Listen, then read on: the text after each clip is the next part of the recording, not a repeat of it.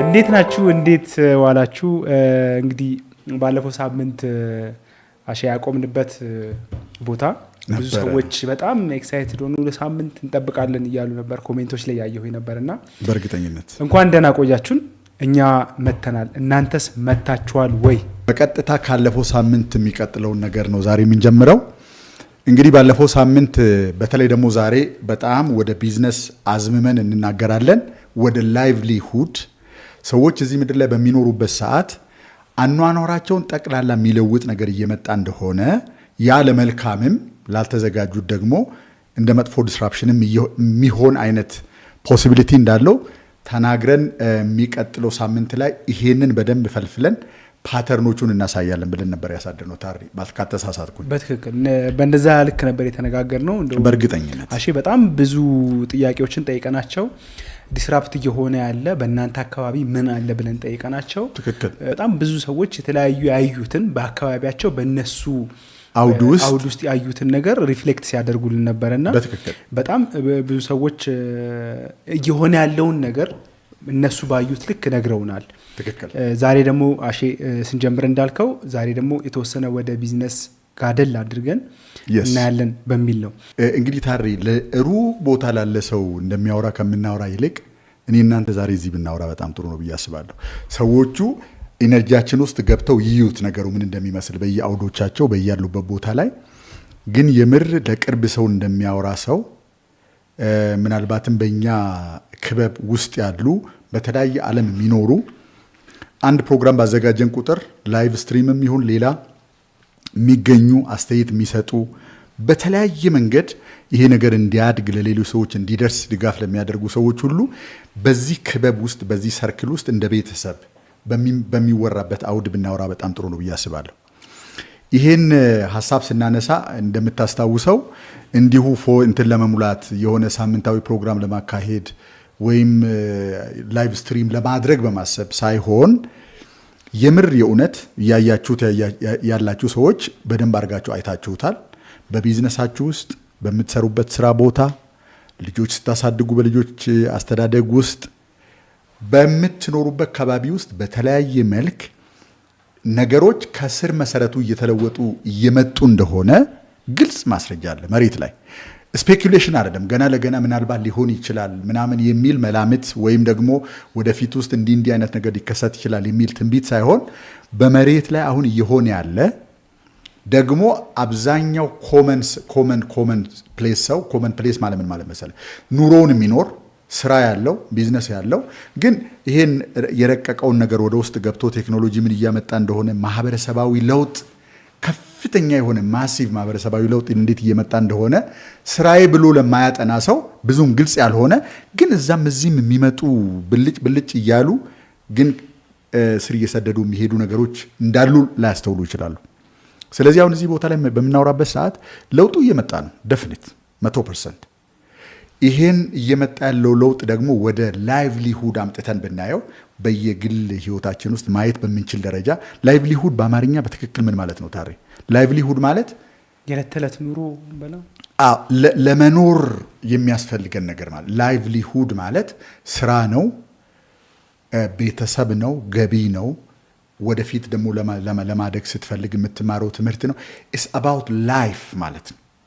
የህይወት የሚባለው ነገር ይሄ ላይቭሊሁድ የሚባለው ነገር ከመሰረቱ ነው እየተለወጠ ያለው። እንደ ከዚህ በፊቱ አይነት አይደለም ይሄኛው ያሁኑ ለውጥ። እሱን የተወሰነ ብናወራና ከዛ በኋላ የሚገለጥባቸውን 4 ፓተርኖች ብናሳይ ብዬ 4ቶቹ ብቻ ናቸው ያሉት ማለት አይደለም። ግን እያወራን ዝም ብለን ንድፍ ሐሳብ እየዘበዘብን ብንሄድ ስለማይጠቅም ወደ አኗኗራችን ጥግት ያሉ የሚነኩን የምናያቸው የምንዛመዳቸው በህይወታችን ውስጥ ለውጥ እያመጡ ያሉ ነገሮችን በ4 ከፍለን ብናይ ወይም 4 ፓተርኖችን ብናይ በጣም ጥሩ ነው ብዬ አሰብኩኝ ታሪ። ይሄ በነገራችን ላይ በጣም አስፈላጊ የሆነ ነገር ነው። እጅግ በጣም የሚያስፈልግ ልክ ሰዎች ህይወቴን እለውጣለሁ ብለው ትምህርት ቤት ገብተው ዲግሪ ይማራሉ። ምናልባትም ህይወቴን የሚለውጥ ነገር እዛ ቦታ ላይ አለ ሲሉ አገራቸውን ለቀው ሌላ ቦታ ይሄዳሉ። ብዙ ነገር ያደርጋሉ ሰዎች ህይወታቸውን ለመለወጥ። የዚያን ያህል ዋጋ ያለው ነው ይሄ። ቢያንስ የሚመጣውን ዘመን ከደረሰ በኋላ ደራሽ የሚባል ነገር አለ። ታሪ አንተ አታውቅም ገጠር ስላልተወለድክ። በወንዝ ነው ደራሽ ውሃ የሚባል አለ። በነገራችን ላይ ምን አለ መሰለህ፣ ወንዝ አለ ከከፍታ ወደ ቁልቁለት ነው የሚፈሰው። አንድ እርግጠኛ ሆኜ ልነግርህ የሚችለው ነገር ወደ ከፍታው በኩል ወደ ተራራው በኩል ዝናብ ከዘነበ ደራሽ ይመጣል እዚህ ታችኛው ቦታ ላይ። ስለዚህ አሁን ይሄኛው ወንዝ ሞልቷል አልሞላም ሳይሆን ጥያቄው እላይ ዘንቧል አልዘነበም። ከዘነበ ፓተርኑ የሚገለጠው እኛ ጋር ሲደርስ በደራሽ መልክ ነው። ምን ማለት ነው? የጎደለውን ውሃ በአንድ ጊዜ እስከ አፍ ገደፉ ድረስ የሚሞላ ግን ድንገተኛ የሚመጣ ነገር ሆኖ ያልፋል ማለት ነው። የከዚህ በፊቱ ደራሽ ውሃ በ10 ዓመታት ጊዜ ውስጥ ይደርሳል። 20 ዓመት 30 ዓመት አንድ ቴክኖሎጂ ሲፈጠር በዜና ከመስማት አልፎ አገራችን ውስጥ ገብቶ ላይቭሊሁድ የሚለውጠው ምናልባት 30 ዓመት 20 ዓመት 40 ዓመት 50 ዓመት አልፎ ነው እኛ ጋር የሚደርሰው። ያሁኑ በሰከንዶች ልዩነት ነው የሚደርሰው። የትኛውም የዓለም ክፍል የሚደረግ ለውጥ የሚመጣ ኢኖቬሽን፣ አዲስ አኗኗር፣ አዲስ አስተሳሰብ፣ አዲስ አፈጣጠር፣ አዲስ አሻሻጭ፣ አዲስ ግንኙነት አፈጣጠር፣ የትኛውም የዓለም ጥግ ላይ የሆነ ነገር ከመጣ is here። እንዳውም አንድ አልቪን ቶፍለር የሚባል ሰው ታውቃለህ? አልቪን ቶፍለር ማለት ከሚስቱ ጋር ከሄዲ ቶፍለር ከምትባል ሰው ጋር ኑሯቸው መጽሐፍት መጻፍ ነው። ብዙ ታሪኮችን ያጠናሉ። ፊውቸሪስት ነው አልቪን ቶፍለር የሚታወቀው። ፊውቸር ሾክ በሚባል መጽሐፉ ነው። ፊውቸር ሾክ የሚታወቅ መጽሐፍ ነው እና ይሄ ሰው 1970 በፈረንጆች አቆጣጠር የጻፈው ፊውቸር ሾክ የተባለው መጽሐፍ በዚያው በተጻፈበት ዓመት ወደ 10 ጊዜ ነው ሪፕሪንት የተደረገው። ይታተማል፣ ያልቃል፣ እንደገና ይታተማል፣ ያልቃል፣ እንደገና ይታተማል። በአንድ ዓመት በአንድ ፊስካል ይር 10 ጊዜ አካባቢ ነው የታተመው። እስከ ዛሬ ድረስ ወደ ኋላ እየተመለሱ ሰዎች ያን መጽሐፍ እያነበቡ ይሄን ዘመን መጥቶ አይቶ ነው ወይ ሄደው ብለው እስኪያስቡ ድረስ የሚያደርግ ብዙዎቹ እሱ ያስቀመጣቸው ነገሮች ከመተግበር አልፈው እንዲያውም አንዳንዶቹ ነገሮች አልፎ ሄደዋል። እሱ ካለው በላይ ነው። እሱ ፊውቸር ሾክ ስል ምን ማለቱ መሰለ? የከዚህ በፊቶቹ ለውጦች በዓለም ላይ የሆነ ቦታ ላይ ይከሰታሉ። ለምሳሌ ቴክኖሎጂ ኢንዱስትሪያል ሬቮሉሽን ለምሳሌ ያህል ኢንግላንድ አካባቢ ላይ ነው የመጣው።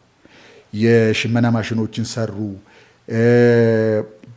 ልዩ ልዩ ሌላ ነገር በውሃ የሚነዳ ወፍጮ ሰሩ። ያ ከሌላ ከዛ ከተፈጠረበት አካባቢ ወደ ሌላ ዓለም እስከሚደርስ ብዙ ዓመታት ይፈጃል። ስለዚህ እዛ አካባቢ ሄደ አኗኗራቸው፣ አመጋገባቸው፣ ጋብቻ አደራረጋቸው፣ ሁሉ ነገራቸው ካልተመቸ የሄድክበት ሀገር ምን ማለት ነው? ካልቸር ሾክ ካመጣብህ ባህሉ፣ አኗኗሩ፣ ስርዓቱ፣ ልማዱ ካንተ የተለየ ከሆነ ትተው ወደ ነበርክበት ቦታ መምጣት ትችላለህ። ምን ማለት ነው? ሾኩን ካልወደድከው ልትጣጣሞ ካልቻልክ ከሄድክበት ሀገር ጋር ወደ ነበርክበት ባህል ተመልሰ መኖር መቀጠል ትችላለህ። ስለዚህ ሄደህበት ነው እንጂ መጥቶብህ አልነበረም። ኤክሰለንት። እንዳውም የሚገርም አገላለጽ። ሄደህበት ነው እንጂ አልመጣብህ።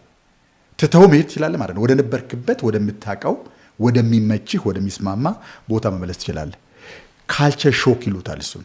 ካልቸር ሾክ አቮይድ ማድረግ ትችላለህ ማለት ነው። ምክንያቱም ትተው ልትሄድ ትችላለህ ኤኒታይም። ፊውቸር ሾክ ግን ሰውየው እንደሚለው ቤትህ ድረስ፣ ሊቪንግ ሩምህ ድረስ፣ ከዛ አልፎ ደግሞ እጅ መዳፍ ድረስ ነው የሚመጣው። አንተ ያለህበት ቦታ አለ። ስለዚህ ልትሸሸው የምትችልበት ቦታ የለም።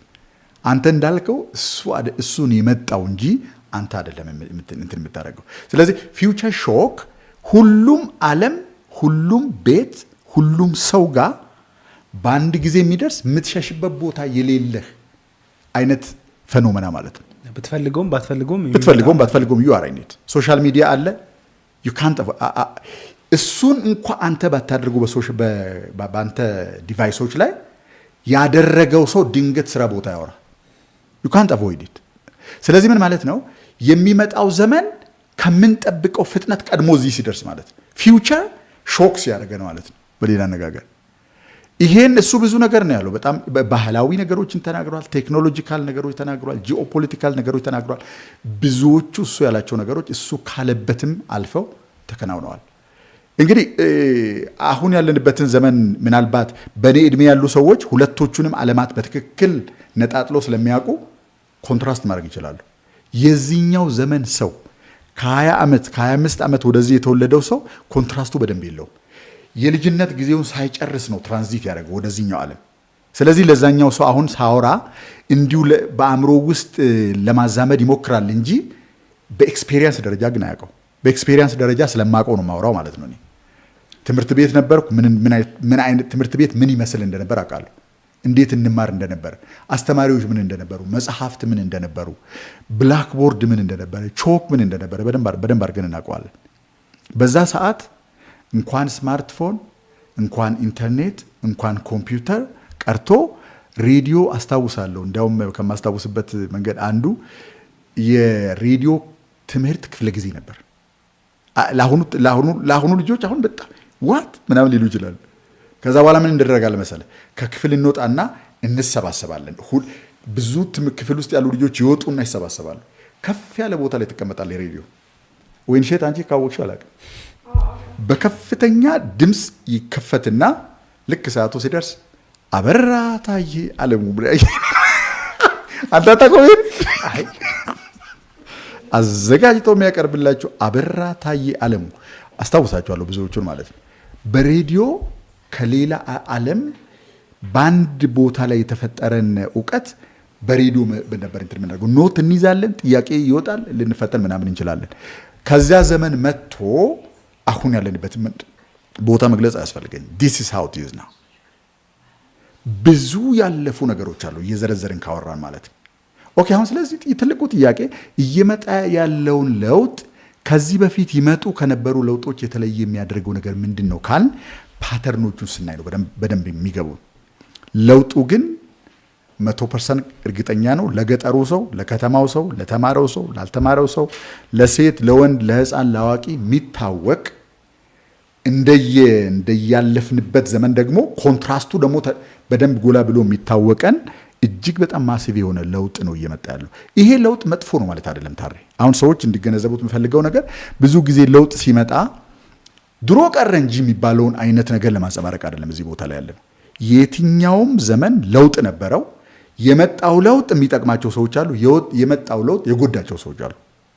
በዚህኛውም ዘመን የሚመጣው ለውጥ በብዛት ያልነቁ ያላወቁ የሚመጣውን ነገር ያላወቁ እንደ ድሮ ለሚመስላቸው ሰዎች ከፍተኛ ዲስራፕሽን አለው። ለሚያውቁ ቀድመው ላዩ ሰዎች ደግሞ ትልቅ ሌቨሬጅ ነው። ሌቨሬጅ ማለት አንተ የሌለህን ጉልበት የሚሰጥህ፣ እውቀትህን የሚያባዛ ችሎታ የሚሰጥህ፣ ካፓሲቴት የሚያደርግ የሚያጎለብት ጉልበት የሚሰጥ ነገር ነው ማለት ነው። ስለዚህ ይሄን የምንነጋገርበት ዋና ዓላማ ምንድን ነው ማለት ነው? ከዚያኛው አሉታዊ ማዕዘን ወጥተን ወደዚህኛው እንድንመጣ የሚጠቅመውን ነገር ቀድመን እንድናይ፣ እንድንዘጋጅ፣ ራሳችንን እንድናስተምር፣ ሰዓቱ ሲደርስ ተዘጋጅተን ያለቀ ነገር ይዘን እንድንጠብቀው ነው ዘመኑ። የምናወራበት ምክንያት ይሄ ነው ማለት ነው። ኪሩቤል የሆነች ነገር አስቀምጧል። ኦኬ፣ ኢምፓክት ቢዝነስ ኢቨንት አለን። የስ በነገራችን ላይ እሱን መናገር እንፈልጋለን። ታሪ ሌላ የምንነግራቸው ነገር አሁን የምናወራውን ነገር እንዲህ እየመጣ ነው እንዲህ አድርጉ ብቻ ሳይሆን ስትራቴጂክ ፍሬምወርክ እንዴት አድርገን ባለንበት ቢትስ ቢዝነስም ይሁን አተም ቢዝነስም ይሁን ተጨባጭ ፊዚካል ነገር ወይም ፊዚካል አገልግሎት የምትሰጡም ሁኑ በኢንተርኔት ላይ መጓጓዝ የሚችል ዲጂታል ሰርቪስና አገልግሎት የምትሰጡም ሁኑ በሚቀጥሉት 5 ዓመታት ከመሬት ተነስቶ በከፍተኛ መጠን ትራይቭ የሚያደርግ ቢዝነስ ማቋቋም የምትፈልጉ ወይም ቢዝነስ ኖሯችሁ ቢዝነሳችሁን ስኬል ማድረግ የምትፈልጉ ወይ የቢዝነሳችሁን ኤሪያ መለወጥ የምትፈልጉ ወይም በዋናው ቢዝነሳችሁ ጎን ላይ ኤክስፐሪመንት ማድረግ የምትፈልጉ ወይም በሚመጡት ስታርታፖች ላይ ኢንቨስት ለማድረግ ምን መመዘኛ ሊጠቀም ለምትሉ ኢንቨስተሮች የ3 ቀን ኢመርሲቭ ትሬኒንግ አዘጋጅተናል። ቢዝነስን በተመለከተ ከኛ ጋር አብረው ቢዝነስን በቲዮሪ ሳይሆን በክላስሩም ወይም በመጽሐፍ በማንበብ ሳይሆን በህይወታቸው ተግብረው በቢሊዮን የሚቆጠር ገንዘብ የሚያንቀሳቅሱና በኢትዮጵያ ስኬታማ ቢዝነስ የመሰረቱ ሰዎች እዛ ኢቨንት ላይ ይገኛሉ አብረውን። እኛ የምናቀርበው ነገር ይኖራል፣ እነዚህ ሰዎች ደግሞ የሚያቀርቡት ነገር ይኖራል። በጣም ትልቅ ትምህርት የምትማሩበት የሚመጣውን ዘመን የምትፈልጉትን አይነት ላይቭሊሁድ የምትፈጥሩበትን እውቀት እንሰጣችኋለን። የሚጨበጥ የምትተገብሩበት ፍሬምወርክ እናሳያችኋለን። ዘመኑን በትክክል የሚዋጅ ፍሬምወርክ እዛ ላይ እንድትመጡ እንጋብዛችኋለን።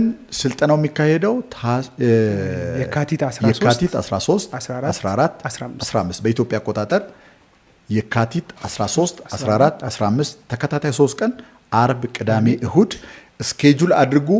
ራሳችሁ ላይ ኢንቨስት አድርጉ። በነዛ 3 ቀናት ውስጥ ዓለም ወዴት እየሄደ እንደሆነ እንዴት አድርገን ካለንበት ሁኔታ ተነስተው ወደዛ ስኬል እንደምናደርግ እናሳያችኋለን። ከዚህ በፊት ካረግናቸው ኢቨንቶች ይለያል። አንደኛ አንተ ብቻ አይደለህም፣ ሌሎችም ሰዎች አሉ። ቀስ እያልን እነማን እንደሆኑ እንናገራለን። አክቹዋሊ እየሰራናቸውን ነገሮች በግልጽ እያደረግን እንሄዳለን። እነኚህ ሰዎች በነገራችን ላይ ያላቸውን ቢዝነስ ስኬል ያደረጉ ናቸው። ትክክል። ቁጥር የጨምሩ አይደለም፣ ስኬል ያደረጉ ትክክል። ከዜሮ ተነስተው በትክክል ይሄ ስታርታፕ የሚለውን ነገር ደግሞ በደንብ ኖረውት አብዛኞቹ ስታርታፕም ላይ ለወጣቶች በተለይ አፔል የሚያደርጉ ደግሞ ጎልመስ ይላሉ ቢዝነሶቻቸውን ወደሚቀጥለው ደረጃ መውሰድ ለሚፈልጉ ሰዎች ያንን ቦታ የሚሞሉ ተናግሬያለሁ። በጣም በትልቅ ስኬል ቢዝነስ የሚያካሂዱ ማካሄድ ብቻ ግን አይደለም ታዲያ ራሳቸውን መግለጽ የሚችሉ በደንብ የገባቸውን ነገር ወደ ሌላ ሰው ማጋባት የሚችሉ ሰዎች ይሄን እርግጠኛ ሆኜ መናገር እችላለሁ። እነዚህን ሰዎች ከሐሳብ ጀምሮ ገበያ ውስጥ ገብቶ ራህን ወደ እስከሚያደርግ ድረስ እንዴት ነው የሚሰራው፣ እንዴት ነው ስኬል አፕ የሚደረገው፣ እንዴት ነው ሌቨሬጅ የሚደረገው፣ እንዴት ነው ፓርትነርሺፕ የሚፈጠረው፣ እንዴት ነው ፈንድ ሬዝ የሚደረገው፣ ሁሉንም የቢዝነስን ሐሳብ ተግብረው ከህይወታቸው እየጠቀሱ ሊያሳዩቸው የሚችሉ ሰዎችን ይዘን መተናል።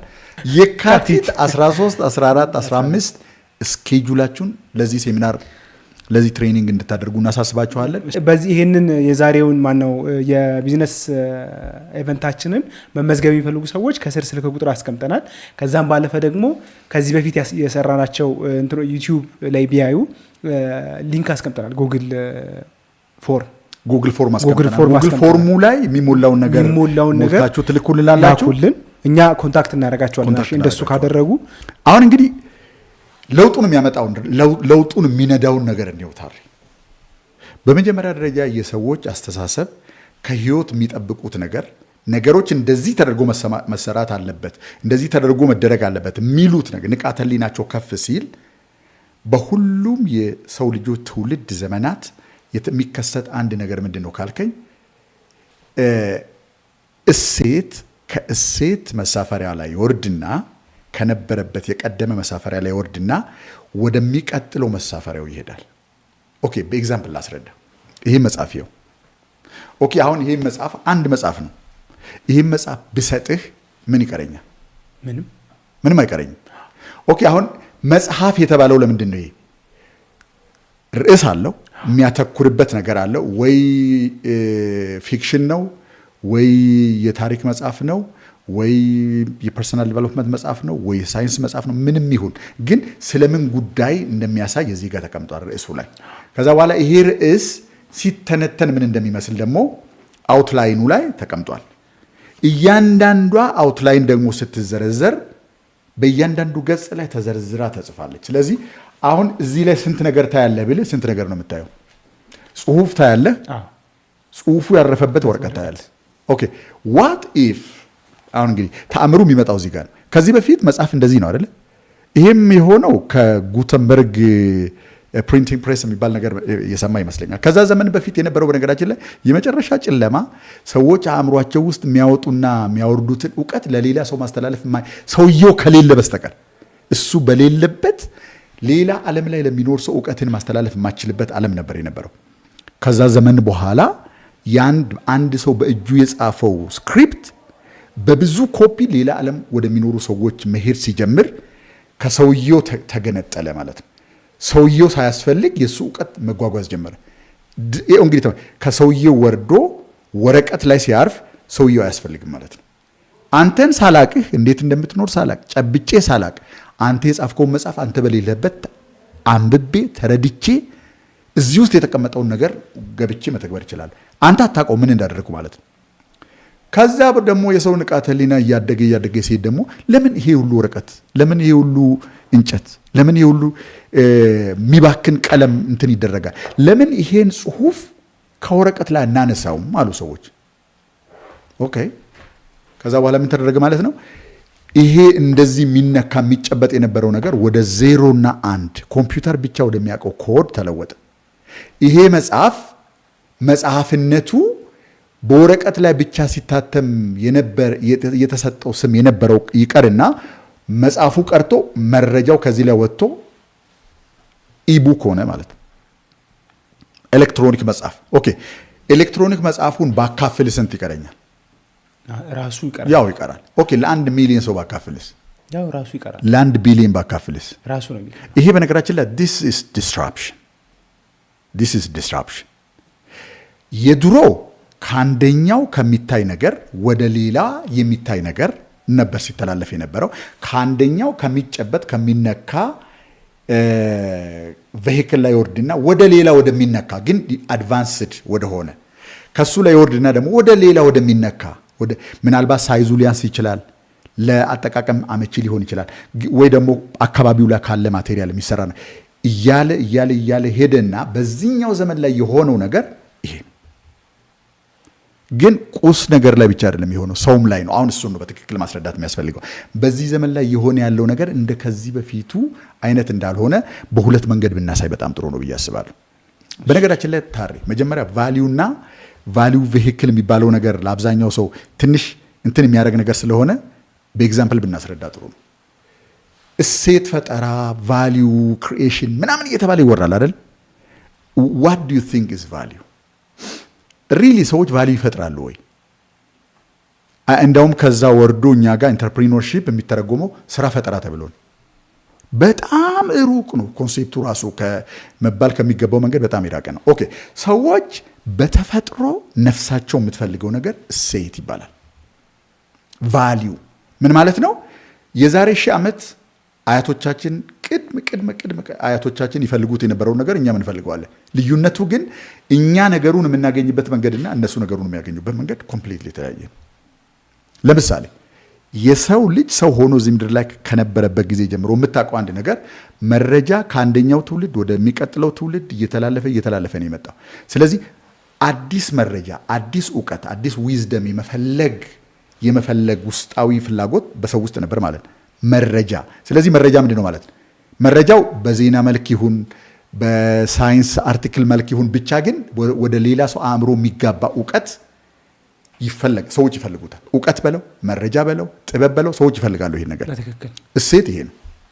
ኦኬ ይሄን መረጃ አሳፍረህ የምትልክበት ነገር ደግሞ ከዘመን ዘመን ይለያያል። ለምሳሌ በሆኑ ዘመናት ላይ በእንደዚህ አይነት መንገድ አንድ ሰው ያለውን እውቀት የሚያስበውን ሀሳብ ፍልስፍናውን በመጽሐፍ ላይ ያስቀምጥና አንተ ወዳለበት ቦታ ይልካል። ኦኬ ስለዚህ ለምሳሌ አሁን ይሄ ሰው በኋላ ላይ እናወራለን፣ ሙስጠፋ ሱለይማን ይባላል። ይሄ ሰው the coming wave የሚል መጽሐፍ ጽፏል። ለማስረዳት የፈለገው ነገር ምንድን ነው? በሚቀጥሉት ዓመታት ውስጥ ከፍተኛ የሆነ ሲነማ፣ ማህበራዊ፣ ቴክኖሎጂያዊ የአኗኗር ጠቅላላ ነገር ይለወጣል፣ ቀድማችሁ እወቁት ብሎ የጻፈው መጽሐፍ ነው። ይሄ ሰው የዲፕ ማይንድ እና የኢንፍሌክሽን ኤአይ ኮፋውንደር ነው። ይሄ ሰው ቢጽፍ አምነዋለሁ። ለምን ብትል እስከ ስር መሰረቱ እስከ ኮዱ ድረስ ስለሚያውቀው የሚያወራውን ነገር። ኦኬ ስለዚህ እንድታቀው የፈለገውን ነገር አእምሮ ውስጥ ፍላጎቱ ሲመጣ ምንድን ያደርገው ማለት ነው? ቁጭ ብሎ ወረቀት ላይ አስፍሮ አትሞ ይሄው እኛ ጋር ደርሷል። ሂር ኢት ኢዝ። ኦኬ ስለዚህ አሁን ይሄ ነገር ከመጽሐፍ ላይ ከወረቀት ገጽ ላይ ከወረደና ሌላ ነገር ላይ ካለ አልፈልገውም እላለሁ። ዲጂታል ኮፒም አለኝ። ምን ማለት መሰለ ይሄ እውቀት፣ ይሄ ዊዝደም፣ ይሄ መረጃ የሚባለው ነገር ሰዎች የሚፈልጉት ነገር ነው። ተሳፍሮ የሚሄድበት ነገር ግን ይለያያል እንደየዘመናቱ። የድሮ በዚህ መንገድ ይመጣል። አሁን በምን ፎርማት ሊመጣ ይችላል? በኢቡክ ኤሌክትሮኒክ ቡክ መልክ ሊመጣ ይችላል። ኦዲዮ ቡክ መልክ ሊመጣ ይችላል። አሁን ደግሞ ያለውን የአይነትን ታውቀዋለህ። ይሄን ዲጂታል ኮፒውን ብሰጠው ቻፕተር ባይ ቻፕተር ወይ በፖድካስት መልክ ወይ በቶኪንግ ሄድ ቪዲዮ መልክ ሊያስረዳኝ ይችላል። ስለዚህ መጽሐፉን ማንበብ አይጠብቅም። ጆሮ ላይ ኤርፎን አደርጋለሁ፣ አዳምጠዋለሁ መጽሐፉን ማለት ነው። ከሱ አልፎ አሁን ምን አለ መሰለህ፣ ከዚህ በኋላ የሚጻፉ መጽሐፍቶች መጽሐፍ አይደሉም፣ ኤአይ ናቸው። ምን ማለት መሰለህ፣ መጽሐፉ እየተማረ ነው የሚሄደው። እዚህ ጋር የተቀመጠው መረጃ በሚቀጥለው ወር ስታነበው ይሄ መጽሐፍ ተምሮ የጨመረውን ነገር አብረህ ጨምረህ ነው የምታነበው። ኦብሶሊት የሆነው መረጃ ያወጣል፣ አዲስ የተማረውን ትምህርት እየጨመረ ነው የሚሄደው። ስለዚህ መጽሐፍት ራሳቸው ዴድ የሆኑ ሰውየው ሌላ ኤዲሽን ካላመጣ በስተቀር ዝም ብለው የሚቀመጡ አይደሉም ማለት ነው። ኦኬ ይሄ ነገር እያደገ ሲሄድ እዚህ አካባቢ ላይ የሚሰራው ቢዝነስ፣ የምታጓጉዝበት መንገድ፣ ከሰዎች ፊድባክ የምትቀበልበት መንገድ፣ ጠቅላላ ነገር ይለወጣል አይለወጥም? ይለወጣል። ዳሴት። ስለዚህ ከወረቀት መጽሐፍ ላይ ይሄን መረጃ እውቀት የሚባለውን ነገር ብናወርድና በኮምፒውተር ውስጥ ባመጣልህ፣ ያውም ለፈለግከው ቁጥር ላለው ሰው ሼር እንድታደርግ ባመጣልህ፣ መጽሐፉን አልፈልገውም እኔ በኤሌክትሮኒክ መልክ አልፈልገውም ትላለህ አይደለም? ጨረር አይኔ ላይ ጉዳት አድርሶ ወይም አልፈልግም ካላልክ በስተቀር መጽሐፉ እዚህ ላይ ያለው ያው እዛው ላይ የምታገኘው መጽሐፍ ነው። አሁን እንግዲህ ምንድን ነው የሆነው ማለት ነው? ልክ የመጀመሪያው ሰው አእምሮ ውስጥ ለምን ከወረቀት ላይ አውርጄ ዲጂታይዝ አላደርገውም ያለ ቀን በፓብሊሽንግ ላይ የተመሰረተ ቢዝነስ ያላቸው በሙሉ ይጠፋሉ። ለምን ይጠፋሉ? ቢዝነሳቸው የተመሰረተው ቀድሞ ባለው ቬሂክል ላይ ቀድሞ። አሁን ቫልዩ የትኛው ነው? ቬሂክል የትኛው ነው ማለት ነው? መረጃው ወይም እውቀቱ ቫልዩ ነው። ቬሂክሉ ደግሞ ይሄው ጥራዙ ይሄ ማለት ነው። ይሄ ጥራዝ ቬሂክል ማለት ምን ማለት? ማጓጓዣ ማለት ነው። ማጓጓዣው ወረቀቱ ነው። የሚጓጓዘው ነገር ለሰው ነፍስ ካተር የሚያደርገው ነገር እዚህ ላይ የተቀመጠው እውቀት። ኦኬ ልክ ይሄ ነገር ሲከሰት የትኛውም ዘመን ላይ ዓለማት እየተለወጡ ነው የመጡት። ኦኬ ቁሳቁሶችን እንመልከት። በሶስት መንገድ ከፍለን እንየው። ድሮ ቁስ የነበረው ነገር ወደ ሌላ አይነት ቁስ ነው የሚሄደው። እሱ ላይ የነበረው ቁስ ወደ ሌላ አይነት ቁስ፣ የሰው እውቀት አድቫንስ እያደረገ ሲሄድ ያን ነበር። ሙዚቃውን ባለፈው አውርተናል አይደለ?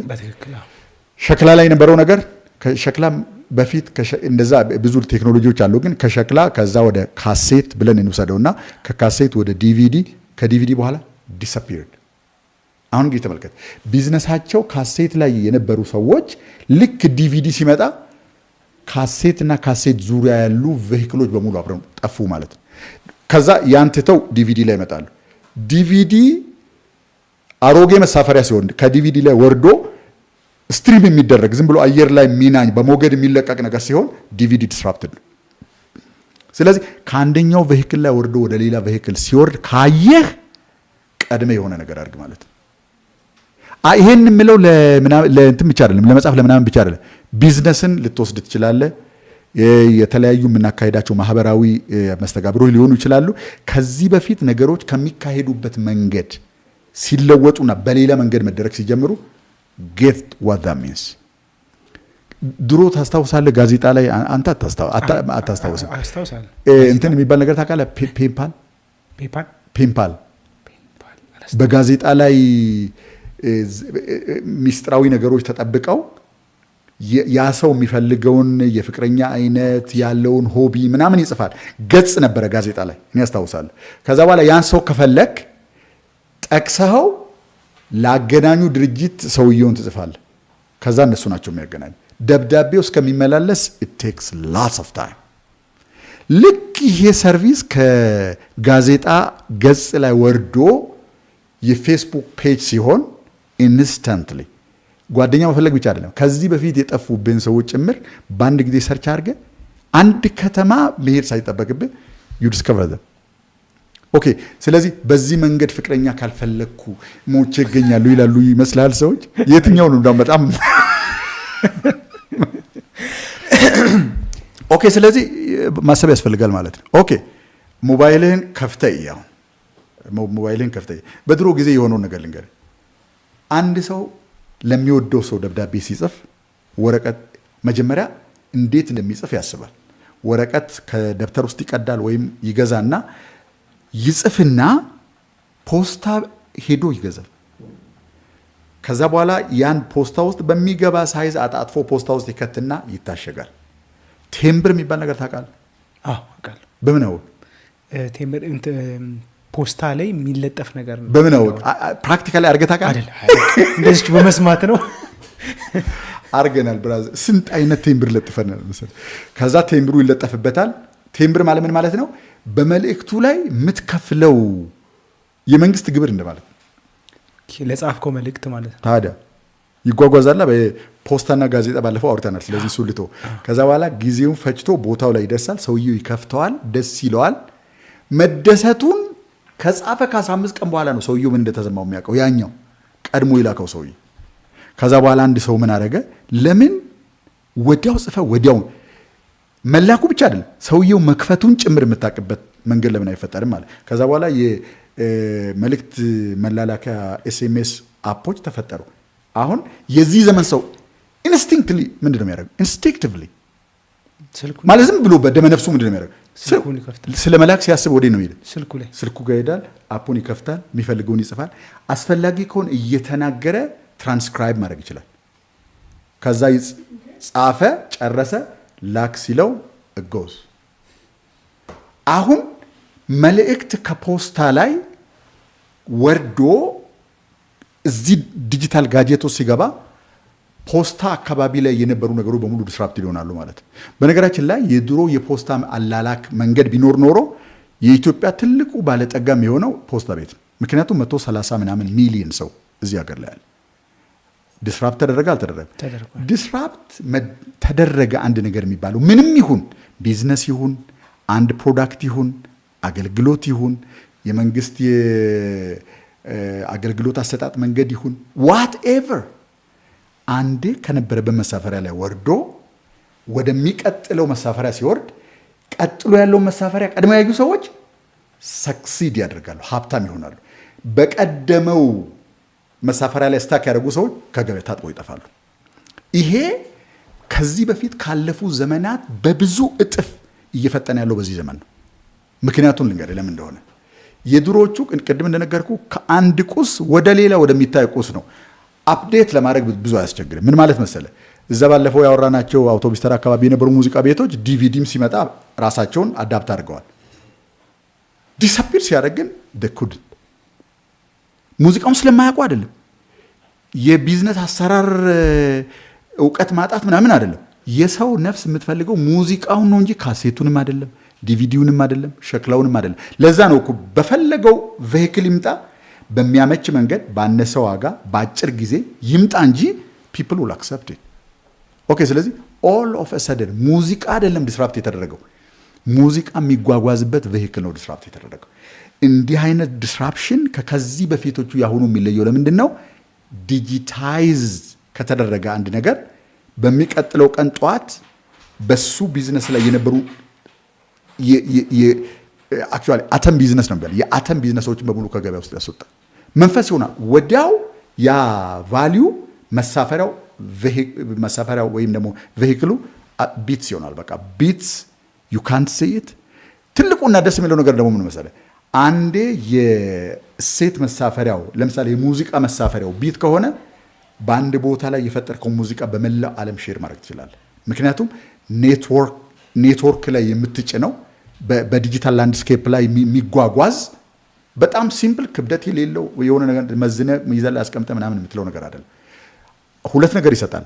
አንደኛ በፀሐይ ብርሃን ፍጥነት ወደምትፈልገው ደንበኛ መድረስ ይችላል። ሁለተኛ ለማጓጓዣ የምትከፍለው ነገር ወደ ዜሮ የተጠጋ ነው።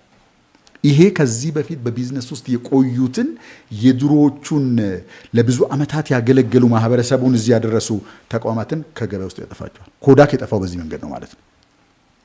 ኦኬ። ከዛ አሁን የዚህኛው ዘመን ልዩ የሚያደርገው ነገር ምንድነው ብለናል። ታሪ እስኪ ይዘው ከሆነ የዚህኛውን ዘመን ዲስራፕሽን ከዚህ በፊቶቹ ዲስራፕሽን የተለየ የሚያደርገው ነገር ምኑ ነው? ነገ ጠዋት የሆነ ትናንትና የሆነ ነገር በትንሽ እንትን ውስጥ የትም ቦታ ሊደርስ ይችላል። that's right። ስለዚህ አተም የነበረው ቢት ይሆናል፣ አለቀ። ይሄ የዚህኛው ዘመን ከዚህ በፊት በሰው ልጆች ታሪክ በዚህ አይነት መንገድ ከመሳፈሪያው ላይ ወርዶ ወደ ሌላ መሳፈሪያ በዚህ ፍጥነት የሚገለበጥ ነገር ታይቶ አይታወቅም። ከዚህ የተነሳ መዓት ቢዝነሶች ከገበያ ውስጥ እየወጡ ነው። ስማቸውን ማናቃቸው በትንንሽ ልጆች የሚፈጠሩ የ14 ዓመት ልጅ፣ የ15 ዓመት ልጅ፣ የ16 ዓመት ልጅ፣ የ20 ዓመት ልጆች የሚፈጥሩት የሚቀጥለው ቀን ጠዋት ግሎባል ስም ያላቸው ነገሮች ልክ እንደ ፈልፍል ከመሬት ውስጥ እየወጡ። ይሄኛውን ዘመን ካላወቅን ምን እንላለን ማለት ነው? የድሮውን ዘመን ዘፈን እየዘፈንን ድሮውን ዘመን እየናፈቀን እንቀጥላለን። ግን ይሄንን ማስቆም የሚችል አንድም ነገር የለም። ከዚህ በላይ ግን በጣም ከባድ ነገር አለ። እሱን ለማስረዳት ወደ ሰው ልሂድ። አሁን እንግዲህ ከአንደኛው ቁስ ወደ ሌላኛው ቁስ ከዛ በኋላ ወደ ቢት መለወጡን ያሳየ ከሰው ውጭ ስላለው ነገር ወደ ሰው ልምጣ። እንትኖቹን ቲዎሪ እያደረግን ከምንሄድ ላቅልል። እንግዲህ እንደምታውቀው ግብርና ነበረ፣ ከዛ ኢንዱስትሪያል ሪቮሉሽን ነበር። ኢቭን 5ኛ ኢንዱስትሪ 5.0 ላይ ነው አሁን ያለ ነው። አንድ እናርግና ኢንዱስትሪያል ዘመን ነበረ። ከዛ በኋላ የኦቶሜሽን ዘመን ነበረ፣ የኢንፎርሜሽን ዘመን ኮምፒውተር ከተፈጠረ በኋላ ያለው ዘመን። ከዛ አለፈና አሁን ኤአይ። ይሄን የተለየ የሚያደርገው ነገር ምንድን ነው መሰለህ? የመጀመሪያዎቹ ዘመናት የኢንዱስትሪያል ሪቮሉሽን ዘመናት የሰውን ጡንቻ የሚያግዙ ወይም የሚያሳርፉ ቴክኖሎጂዎች ናቸው። የሽመና ማሽን በለው፣ እህል የሚፈጩ በውሃ የሚነዱ እንትኖች ይሁኑ የሰውን ልፋት የሰውን ጡንቻ ልፋት የሚቀንሱ ወይም ደግሞ ሙሉ በሙሉ የሚያሳርፉ ናቸው። ጡንቻ ላይ ትኩረት ያደረጉ ጉልበት እንዲፈጥሩ ተደርገው የተፈጠሩ ነገሮች ናቸው። የፈለግከው ነገር ልታስብ ትችላለህ። ኤርሊ ስቴጅ ላይ የተፈጠሩ ባቡሮችን፣ የእህል ወፍጮዎችን፣ የሽመና ማሽኖችን፣ ኢቨን እንትኖችን፣ የጦር መሳሪያዎችን፣ እነዚህ ነገሮች በሙሉ በሰው ጉልበት ይደረጉ የነበሩ ነገሮችን በፍጥነትም በሚበልጥም ካፓሲቲ እንዲደረግ ተብሎ የተፈጠሩ ናቸው።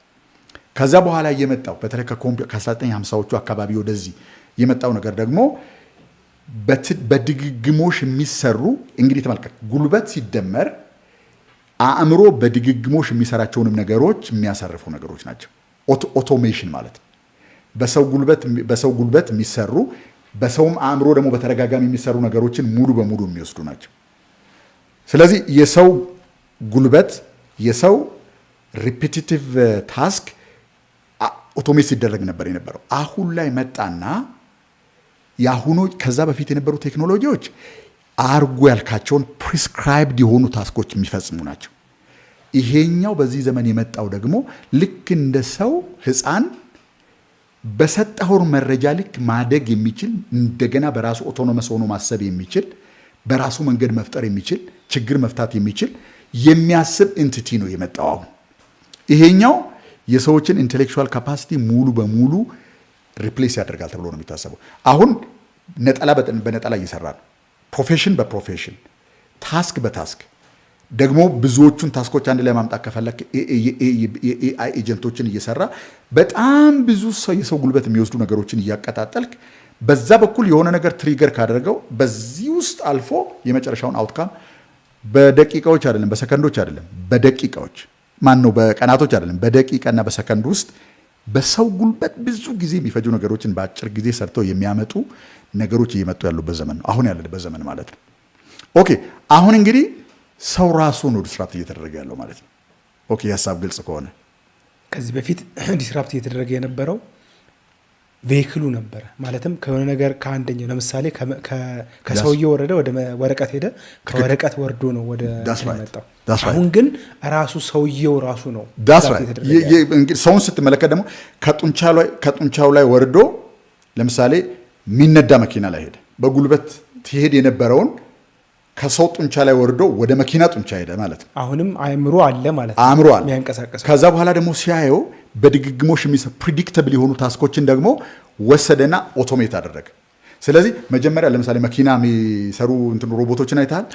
አርሞቻቸው በሆነ ታይሚንግ ፐንች የሚያደርጉት የሚጎትቱት የሚገፉት ነገር አለ። ሰዎች ቢሆኑ ኖሮ ያን ነገር የሚሰሩት የሆነ ሰው የሆነ ነገር ያደርግና ለሚቀጥለው ያሳልፋል፣ እሱ ደግሞ የሆነ ነገር ያደርግና ለሚቀጥለው ያሳልፋል። እንደዚህ ነበር የሚሰራ። ይሄንን ተገማች የሆነ ድግግሞሽ ወሰደ። ኦኬ ለምን ተገማች ነገር ብቻ ይደረጋል? ለምን አስቦ የሚፈጥር ነገር ለምን አንሰራው? ዳስ ዋት ኤአይ ኢዝ። ኤአይ አንዴ የምታስተምርበት መረጃ ከሰጠው ትሬን ካደረግከው ከዛ በኋላ በዛ በሰጠው ነገር ላይ ተመስርቶ ሌሎችንም አክሰስ እንዲያደርግ የተደረገውን ነገር በሙሉ ወስዶ አስቦ እንግዲህ ምን ማለት መሰለ፣ በአንድ ዘመን የተወለደ አንድ ጨቅላ ሕፃን አድርጋ አስብ። ይሄ ልጅ ግን ከሺዎች ዓመታት በፊት የነበረውን መረጃ ከሰጠው በዚህ ሁሉ ሺህ ዓመታት ላይ የሰው ልጆች ያጠራቀሙትን መረጃ ያውቃል። እሱ ብቻ አይደለም፣ በመላው ዓለም ላይ የሚነገሩትን ቋንቋዎች በሙሉ ያውቃል። ሁሉንም የሰው ልጆች የፈጠሩትን እውቀት ኢን ማይክሮ ሰከንድ ልክ እንደዚህ ፎቶ እንደማንሳት እውቀት እንትን ማድረግ የሚችል ነገር ነው። ኦኬ ይሄኛው ነው አሁን የሚቀጥለውን ጀነሬሽን ኦፍ ኤአይ፣ የሚቀጥለውን ጀነሬሽን ኦፍ ቴክኖሎጂ፣ የሚቀጥለውን ጀነሬሽን ኦፍ ሰምቲንግ የሚፈጥረው ይሄ ነው ማለት ነው። አሁን ሰዎች ናቸው የሰዎች ኢንተሌክት አለን የሚሉት ነገራቸው ማለት ነው አሁን ዲስራፕት እየተደረገ ያለው። የስራ ማጣት ምናምን በቃ ሃይፕ በየዜናው ላይ የምታየው ሰዎች ስራ ሊያጡ ነው። እንደውም ዩኒቨርሳል ቤሲክ ኢንካም የሚባል ነገር ሰምተህ ከሆነ ሰዎች ወደፊት ስራ ስለሚያጡ አክሰፕተብል የሆነ የሚኖሩበት ቤት ለተለያየ ወጪ የሚፈልጉት ገንዘብ ምናምን እንደ ዩኒቨርሳል ቤሲክ ማለት ለመኖር የሚበቃው ያህል ገንዘብ እንዴት ነው የሚያገኘው ነው። ለምንድን ነው ይህን የሚባለው? አብዛኞቹ በድግግሞሽ የሚሰሩ አሁን እኮ አክቹዋሊ ሪዝን ማድረግን ጀምረዋል አለ ኮምፒውተር እንትን ኤአይ እንትን አይደለም ከዚህ በፊት የሰጠውን መረጃ ብቻ ወስዶ አይደለም አስቦ ሪዝን አድርጎ የሚመጣው 20 ዓመት ውስጥ የሚመጣውን ነገር ገምቶ ለምሳሌ እንዴት ነው የክላይሜት ቼንጅ የምንፈታው? እንዴት ነው የተለያየ በአገራት መካከል ያለውን ችግር የምንፈታው? እንዴት ነው የዓለምን ጠቅላላ የኢኮኖሚ ብለድ ላይን የምናገናኘው? ይሄን ጀርባ ላይ እየሰሩበት ነው። ይሄ ማለት ምን ማለት ነው? ሰዎች ቢንጠራሩ እንግዲህ ከዚህ በላይ ደግሞ እንትን የሚያደርገው ነገር ለየብቻ ሙያ የነበሩ ነገሮችን በሙሉ አገናኝቶ አንድ ኢንተሊጀንት ሰው ሁሉንም አይነት ነገር እንደሚያስተዳድር ሰው ሲገባ ቤተሰቡን ያስተዳድራል፣ ጓደኞች አሉት፣ ስራ አለው፣ የሚያካሂደው ቢዝነስ አለው። ይሄንን ጠቅላላ ጀነራል ኢንተሊጀንስ የሚወክል ነገር ሲመጣ ደግሞ ምንድን ነው የሚሆነው ማለት ነው? ሰዎች ኦልሞስት ኤፒፋኒ ማለት ሽርሽር መውጣት ይችላሉ። በየቢቹ ላይ በየተራራው በየጃንክሉ ውስጥ አንተ ሽርሽር ማድረግ ትችላለህ። የምትፈልገውን ነገር በሙሉ ኤአይ ይፈጥራል። እንትን ዩቶፒያ ሳይዱ ይሄ ነው። ዲስቶፒያ ሳይዱ ሌላ ነው። ግን ሌስ ኖት ቶክ አባውት ኢት ቱዴይ ስለማይጠቅም ማለት ነው እንተው እና ኦኬ። ይሄ ከሆነ በዚህ ዘመን ቢዝነስ የሚካሄድበት ደንበኛ የምታገኝበት ቫሊዩ ክሪኤት የምታደርግበት ሁሉም ነገር የምታደርግበት መንገድ is going to change is not going to change is already changing። በዚህ ዘመን እንዴት ነው የምንኖረው? አሁን ያልኩት ነገር እየተለወጠ መሆኑ እንዴት ነው የምናውቀው ነው። ኦኬ ለሚያዳምጡን ሰዎች የሆነ አሳይመንት እንስጥ። ቫሊዩ እና ቫሊዩ ቬሂክል ምን እንደሆነ ገብቷቸው ከሆነ እኔ አንድ ነገር ልጠይቅ፣ ከዛ በኋላ ቬሂክሉ ምን ሊሆን እንደሚችል አንተ እነሱን ትጠይቃለህ ማለት ነው። ኦኬ መማር የሰዎች ቫሊዩ ነው ብለናል። ሰዎች የሚፈልጉት ነገር ነው። ኦኬ ይሄን በምንድን ነው የምትመልስ? ሰዎች ጋር መማርን የምታደርሰው በምን መንገድ ነው? ምንድን ነው እዚህ ዓለም ላይ መማርን ኢነብል የሚያደርጉ ቬሂክሎች ምንድን ናቸው? አሁን ያለው ነው ወይስ አሁን ያለው ነው? አሁን ያለው አንደኛው ትምህርት ቤት ነው። አክቹዋል ትምህርት ቤት። ስለዚህ ጥሩ ኤግዛምፕል ተናግረናል። አሁን ወደሚያዳምጡን ሰዎች እንሂድ። ለርኒንግ ከሆነ ቫሊዩ ቬሂክሉ ስኩል ነው የሚሆነው። ኮሌጅ በለው ምን ፎርም ኦፍ ስኩል ይሆናል ማለት ነው። ትምህርት ቤት ውስጥ ነው መማር ያለው ማለት ነው። ስለዚህ መማር የሚባለውን ነገር ለማካሄድ የምትሄደው የት ነው ማለት ነው? ጎ ቱ ስኩል። ቬሂክሉ እሱ ነው። ትምህርትን ወደ አንተ ማደርስበት መሳሪያዬ ቬሂክሌ ትምህርት ቤት ይሆናል ማለት ነው። ኦኬ ሌላ ጥያቄ ልጠይቅ። መጽሐፍ አሚን መረጃ፣ እውቀት፣ ዊዝደም ቅድም እንዳለው ማለት ነው። ይሄ ነው ሰው የሚፈልገው ብለናል። how do you get it across to people? አንደኛው መጽሐፍ አንድ መጽሐፍ ነው። እሺ ቀጥሎ ያለው እነሱ ቢመልሱ ጥሩ ነው። ቬሂክል ማለት እውቀት ማጓጉዝበት ነገር አንደኛው መጽሐፍ ነው። ሌላስ? ሁለቶቹን ለያይተው መረዳት ምንድን ነው የሚያደርገው መሰለህ? በዚህ ዘመን ውስጥ ይሄ ቢዝነስ ይቀጥላል ወይስ ፌል ያደርጋል? ሄደን አንድ ካምፓኒ ውስጥ አሰራራቸውን ሁሉ ነገራቸውን ብናይ we can predict በዛው መንገድ ከቀጠሉ ወይ ፊውቸር ፕሩፍ ነገር እያካሄዱ ነው ወይ በሚቀጥሉት እንዲህ አይነት አመት ጊዜ ውስጥ they are going to move out of market ብለን ልናስቀምጥ እንችላለን። አሁንም ሙሉ በሙሉ ይሄኛው ቀረ ይሄኛው መጣ ምናምን ሳይሆን ምን ምልክት እያሳየ ነው? አንድ ሰው ካለበት ቦታ ሆኖ የሚያቃት ዕውቀት ያለችውን ሙያ በመላው ዓለም ላሉ ሰዎች ያን ትምህርት ለሚፈልጉ ሰዎች ማስተማር ይችላል። ያን ትምህርት የፈለገ ሰው ሌላ ሰው አድርጎት ተግብሮት አንዳንዶቹ ሰዎች እንደውም ልክ ላብ ውስጥ እንዳለ ሰው እየተገበሩት እያሳዩ ሰውየው ደግሞ ቤቱ ሆኖ ላፕቶፑ ላይ ወይም ሞባይሉ ስክሪን ላይ ትምህርቱ መማር ይችላል ማለት ነው። ኦኬ ይሄ ምን ማለት ነው? ቬሂክሉ የትምህርት የተሳፈረበት ቬሂክል በተወሰነ መንገድ ሺፍት እያደረገ እንደሆነ የሚያሳይ ነገር አለ። ሙሉ በሙሉ ሰዎች በቪርቹዋል ስፔስ መማር አለባቸው የሚል ምክር የለንም ለማንም ሰው ማለት ነው። የሰው ልጅ መነካካቱ፣ መተያየቱ፣ ኤክስፔሪየንስ መደራረጉ ራሱ የራሱ የሆነ ሰዋዊ ጥቅም ስላለው ማለት ግን ይሄ ሺፍት እየመጣ እንደሆነ አይካድም። ኦኬ ሌላ ልስጥህና አሁንም ሌላ ጥያቄ ጠይቃቸው። ቀጥሎ ያለው ጥያቄ ደግሞ ምንድን ነው መሰለህ? እንበልና ኢንተርቴይን ማድረግ ይፈልጋል ሰው። ኢንተርቴይንመንት አንዱ ቫልዩ ነው። ዋት ኩድ ዘ ቬሂክል ቢ? አንድ ቬሂክል እያንዳንዱ ሰው እንደሚመስለው ማለት ያንን ኢንተርቴይንመንት ያንን ተዝናኖት ወደ ሰዎች ለማምጣት የምንጠቀምባቸውን ቬሂክሎች እስኪ ሰዎች ደግሞ ይግለጹት። ኪሩቤል የሆነች ነገር አስቀምጧል። ኦኬ ኢምፓክት ቢዝነስ ኢቨንት አለን።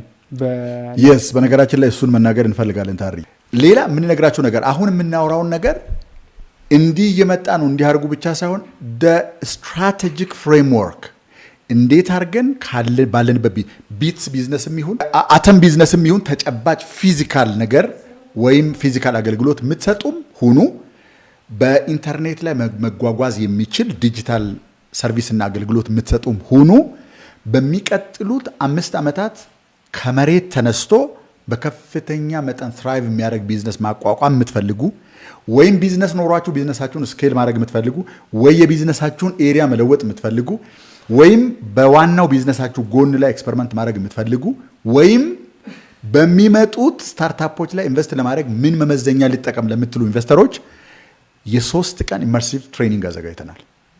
ቢዝነስን በተመለከተ ከኛ ጋር አብረው ቢዝነስን በቲዮሪ ሳይሆን በክላስሩም ወይም በመጽሐፍ በማንበብ ሳይሆን በህይወታቸው ተግብረው በቢሊዮን የሚቆጠር ገንዘብ የሚያንቀሳቅሱና በኢትዮጵያ ስኬታማ ቢዝነስ የመሰረቱ ሰዎች እዛ ኢቨንት ላይ ይገኛሉ አብረውን። እኛ የምናቀርበው ነገር ይኖራል፣ እነዚህ ሰዎች ደግሞ የሚያቀርቡት ነገር ይኖራል። በጣም ትልቅ ትምህርት የምትማሩበት የሚመጣውን ዘመን የምትፈልጉትን አይነት ላይቭሊሁድ የምትፈጥሩበትን እውቀት እንሰጣችኋለን። የሚጨበጥ የምትተገብሩበት ፍሬምወርክ እናሳያችኋለን። ዘመኑን በትክክል የሚዋጅ ፍሬምወርክ እዛ ላይ እንድትመጡ እንጋብዛችኋለን። ስልጠናው የሚካሄደው የካቲት 13 14 15 በኢትዮጵያ አቆጣጠር የካቲት 13 14 15 ተከታታይ 3 ቀን አርብ፣ ቅዳሜ፣ እሁድ ስኬጁል አድርጉ። ራሳችሁ ላይ ኢንቨስት አድርጉ። በነዛ 3 ቀናት ውስጥ ዓለም ወዴት እየሄደ እንደሆነ እንዴት አድርገን ካለንበት ሁኔታ ተነስተው ወደዛ ስኬል እንደምናደርግ እናሳያችኋለን።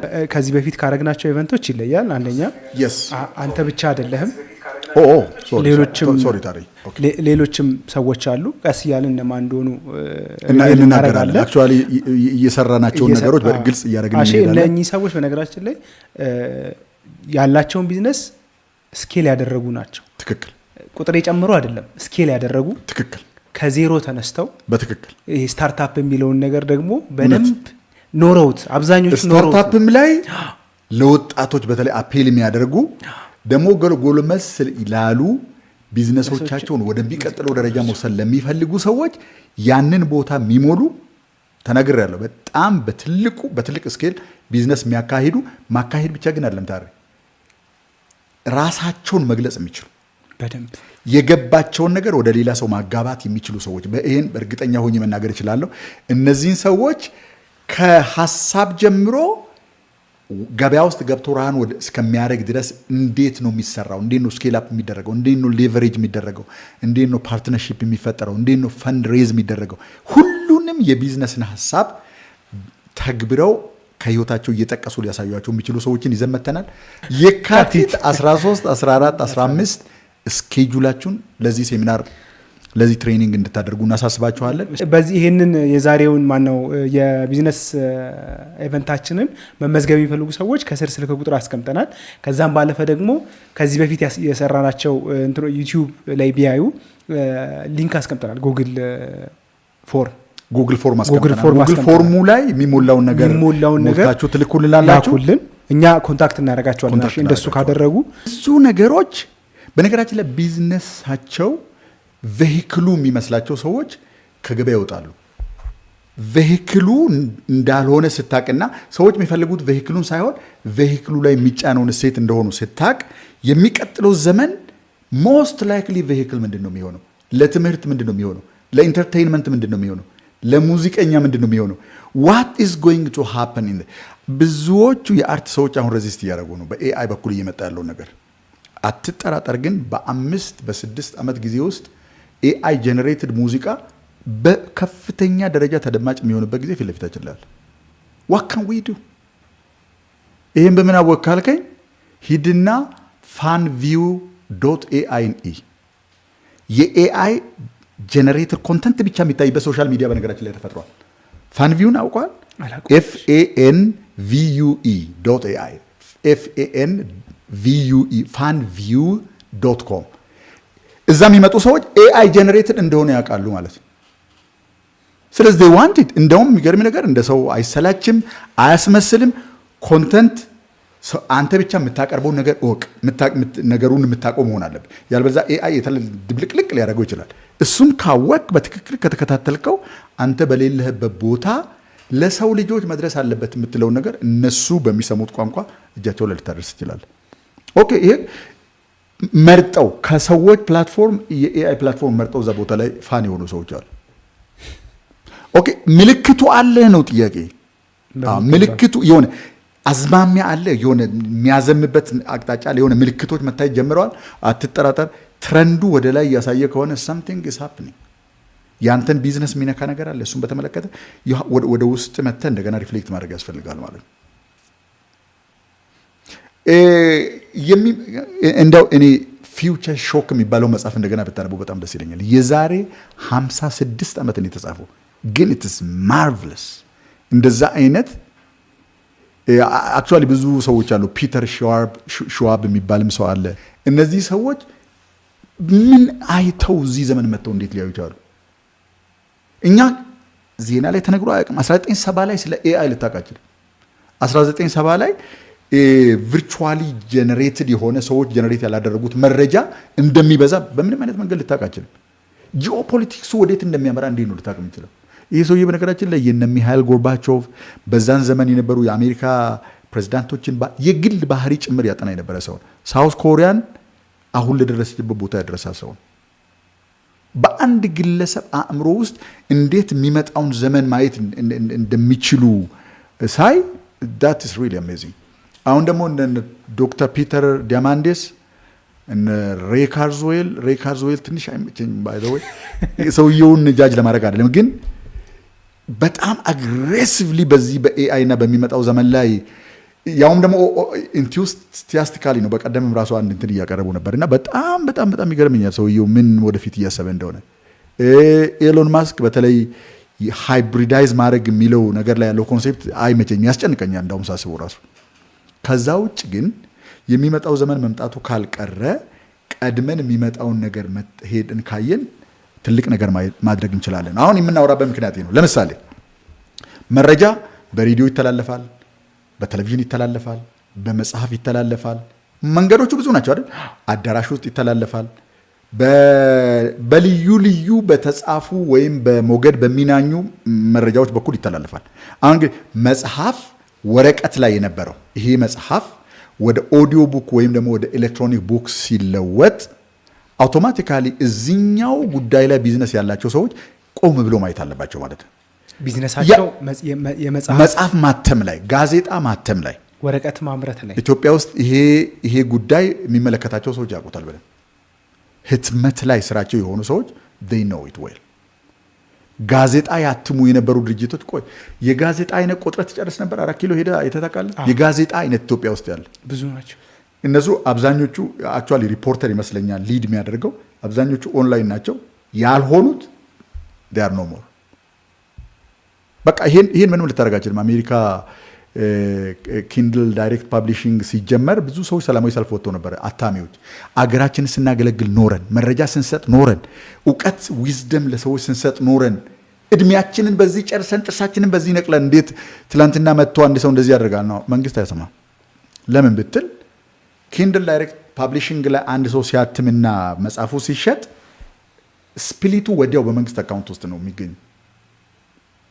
ታክሱ አውቶማቲክሊ ቦታው ላይ ነው ያለው። መንግስትም ያንን ለመሰብሰብ የሚያወጣው 100% ወጪም ይቀንሳል። ምንም የሚያደርገው ነገር የለም። ዳሽቦርዱን ሼር ያደርጋል። ዳሽቦርዱ ላይ የሚሆነው ነገር ያያል ማለት ነው። አለቀ። ባለ ፕላትፎርሙም ዳሽቦርድ አለው። ግብር ሰብሳቢው ፕላትፎርም አለው። ገቢውን የሚያገኘው ግለሰብም የራሱ ማነው ዳሽቦርድ አለው። በየዳሽቦርዳቸው ላይ የሚሆነው ነገር ያያል። አለቀ። ስለዚህ አልሰራም። ሙዚቃ የሚያትሙ ሰዎች በጣም ብዙ ነገር ያደርጉ ነበር። በነገራችን ላይ አሁንም ባለ 12 ትራክ ካሴት ለማሳተም የሚያስቡ ሰዎች አሉ ኢትዮጵያ ውስጥ። በቅርብ ጊዜ ሰምቻለሁ 12 I'm sorry by the way ይቅርታ አድርጉልኝ ጃጅ ለማድረግ አለ። ግን ሰዎች ከ12ቱ አንዱን ብቻ ከፈለጉስ ምክንያት እንደ ድሮ አይገደዱም። አንድ ፓኬጅ አይደለም፣ አንድ ካሴቱ ከሆነ እቺን ከዚህ ወደዛ ቆርጠ እስኪ አንዱን ትራክ ብቻ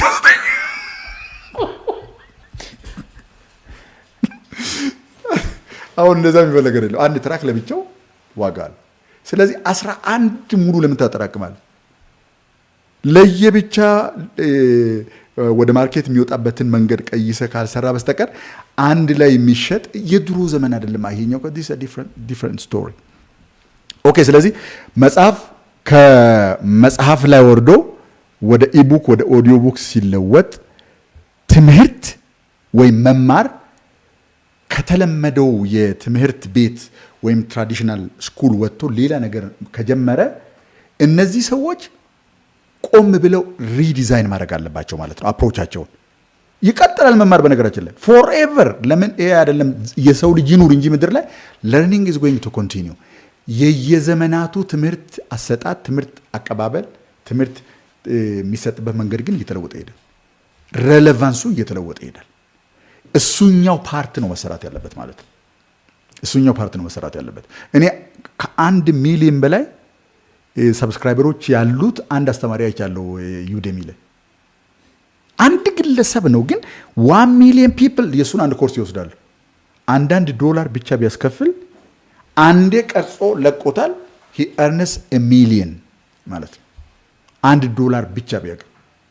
ስለዚህ አሁን በዚህ ዘመን ሊኒየር በሆነው መንገድ ማሰብ በጣም አስቸጋሪ ነው ማለት ነው። አንድ አስተማሪ አስተምሮ ያ ያስተማረው ነገር ሳይቀረስ ከቀረ that is a big waste brother አይደለም። በየክፍሉ ውስጥ የሚሰጡትን ትምህርቶች ያቸው ካልተቀረጹ አስተማሪው አስተምሮ ከወጣ አየር ወሰደው ከዛ ደቂቃ ጀምሮ ዋይ። ምክንያቱም ያንን የምታስቀምጥበት ለሌሎች ሰዎች የምታደርስ አንዱን ሰው ለሚሊዮን ሰዎች የምታካፍልበት መንገድ እያለ you are wasted ማለት ነው። ኦኬ። ትራንስፖርት በኢትዮጵያ ውስጥ እንኳን የምናውቀው ላዳዎችን ታውቃቸዋለህ? ኦኬ። በነገራችን ላይ ሁሉ ሰው ተገልግሎባቸዋል፣ ምስጋና ይገባቸዋል። ልክ ራይድ ሲመጣ ራይድ በነገራችን ላይ የአክሰስ ፕላትፎርም ነው። መኪና አልገዙ፣ ሾፌር አልቀጠሩ። ኦልሬዲ ሾፌር አለ፣ መኪና አለ። ያንን አክሰስ የሚያደርግ በዚህ በኩል ደግሞ የሚሳፈሩ አስተማማኝ የሆነ ማን እንዳሳፈራቸው ማን እንዳደረሳቸው ማወቅ የሚፈልጉ ሰዎች ደግሞ በዚህ በኩል አሉ፣ ሴኩሪቲ የሚፈልጉ። ሁለቶቹን የሚያገኝ ፕላትፎርም ነው። ናው ቀጥሎ ባለው ምን ሊመጣ ይችላል ካልከኝ አክሰስ ቱ ካር ነው የሚመጣው። ከዚህ ቀጥሎ በሌሎች ከተሞች እየሆነ ነው ነገራችን ላይ። ልክ አይተህ ታውቃለህ፣ ስኩተሮችን ብስክሌቶችን በየቦታው አቁመው አክሰስ ነው የምታደርገው። ምንም የምታነጋግረው ምናምን ሰው የለም። ዩ ካን አክሰስ ዘም። ስትደርስ እዛው ቦታ ላይ አቁመው ወደምትሄድበት ቦታ ትሄዳለህ። ዋት ኢፍ ሰዎች መኪና አክሰስ ማድረግ ቢችሉ? መኪናን እንደ ሰርቪስ አክሰስ ብትሰጥ ካለህበት ቦታ ላይ ሾፌር አይደለም የሚወስድ፣ አንተ በምትፈልገው ፍጥነት በፈለግከው መንገድ እየሄድክ የምትደርስበት። ከዚህ በኋላ አክሰስ በጣም በጣም ከፍተኛ የሆነ የቢዝነስ ፎርማት ይሆናል። ኦኬ። ቴሌቪዥን ከዚህ በፊት ሬዲዮ የዜና ማድረሻ ነበር። ዋራባውና ማንኛውም የድምፅ መቅረጫ ያለው ሰው፣ የድምፅ መቅረጫ ስል ሞባይል ሊሆን ይችላል፣ በመላው ዓለም የሲኤንኤን ግሬድ ያለው ዜና በመላው ዓለም ማሰራጨት ይችላል በሚችለው ቋንቋ። አሁን ደግሞ ዜና በኤአይ ሲነበብ አየሁ ኢትዮጵያ ውስጥ። አልናገርም ኤቲካል ስላልሆነ። በጣም ወደው አንድ ድምፅ ነበር። ያ ድምፅ የኤአይ ድምፅ ነው። አሁን ሲሰማው ምናልባት አይታችሁ ከሆነ አላውቅም። ከዚህ በኋላ ምን ሊሆን ነው ማለት ነው? ዜናውን ከመላው ዓለም አሰስ አድርጎ ሪሰርች አድርጎ የሚያቀርብለት ኤአይ ይኖራል። እሱ ያይና ያጸድቃል። አውቶማቲካሊ ዳይሬክት የሚደረገው ዜናው ወደሚያነበው ሰው ነው፣ ወደሚያነበው አቫተሩ ያነባል። ሰው ይብዛ ቁጭ ብሎ ማኪያቶን እየጠጣ ይስቃል ማለት ነው። ዳስ ዋትስ ሃፕኒንግ ባይ ዘ ወይ። እሺ፣ ቪዲዮ ፕሮዳክሽን ሌላ ታሪክ የሆነ ነው። በነገራችን ላይ አሁን ከሀ እስከ ፐ ቪዲዮ ፕሮዲውስ ማድረግ ብችል ስቱዲዮ ያስፈልጋል፣ ካሜራ ያስፈልጋል፣ ኤዲት ማድረግ ያስፈልጋል፣ ላይት ያስፈልጋል፣ እነዚህ አይነት ሩም ናቲንግ ኢዝ። አሁን አንድ የሆነ ምልክት ሲመጣ ምንን ይዞ እንደሚመጣም ጭምር ማሰብ ያስፈልጋል ማለት ነው። ታስክ ኮምፕሊሽን ከዚህ በፊት በኤአይ በሰው ኤክስፐርቶች ይሰራ የነበረ እንደ አካውንቲንግ አይነት እንደዚህ ሙያዎች በኤአይ ኤጀንቶች እየሰሩ ነው በመላው ዓለም።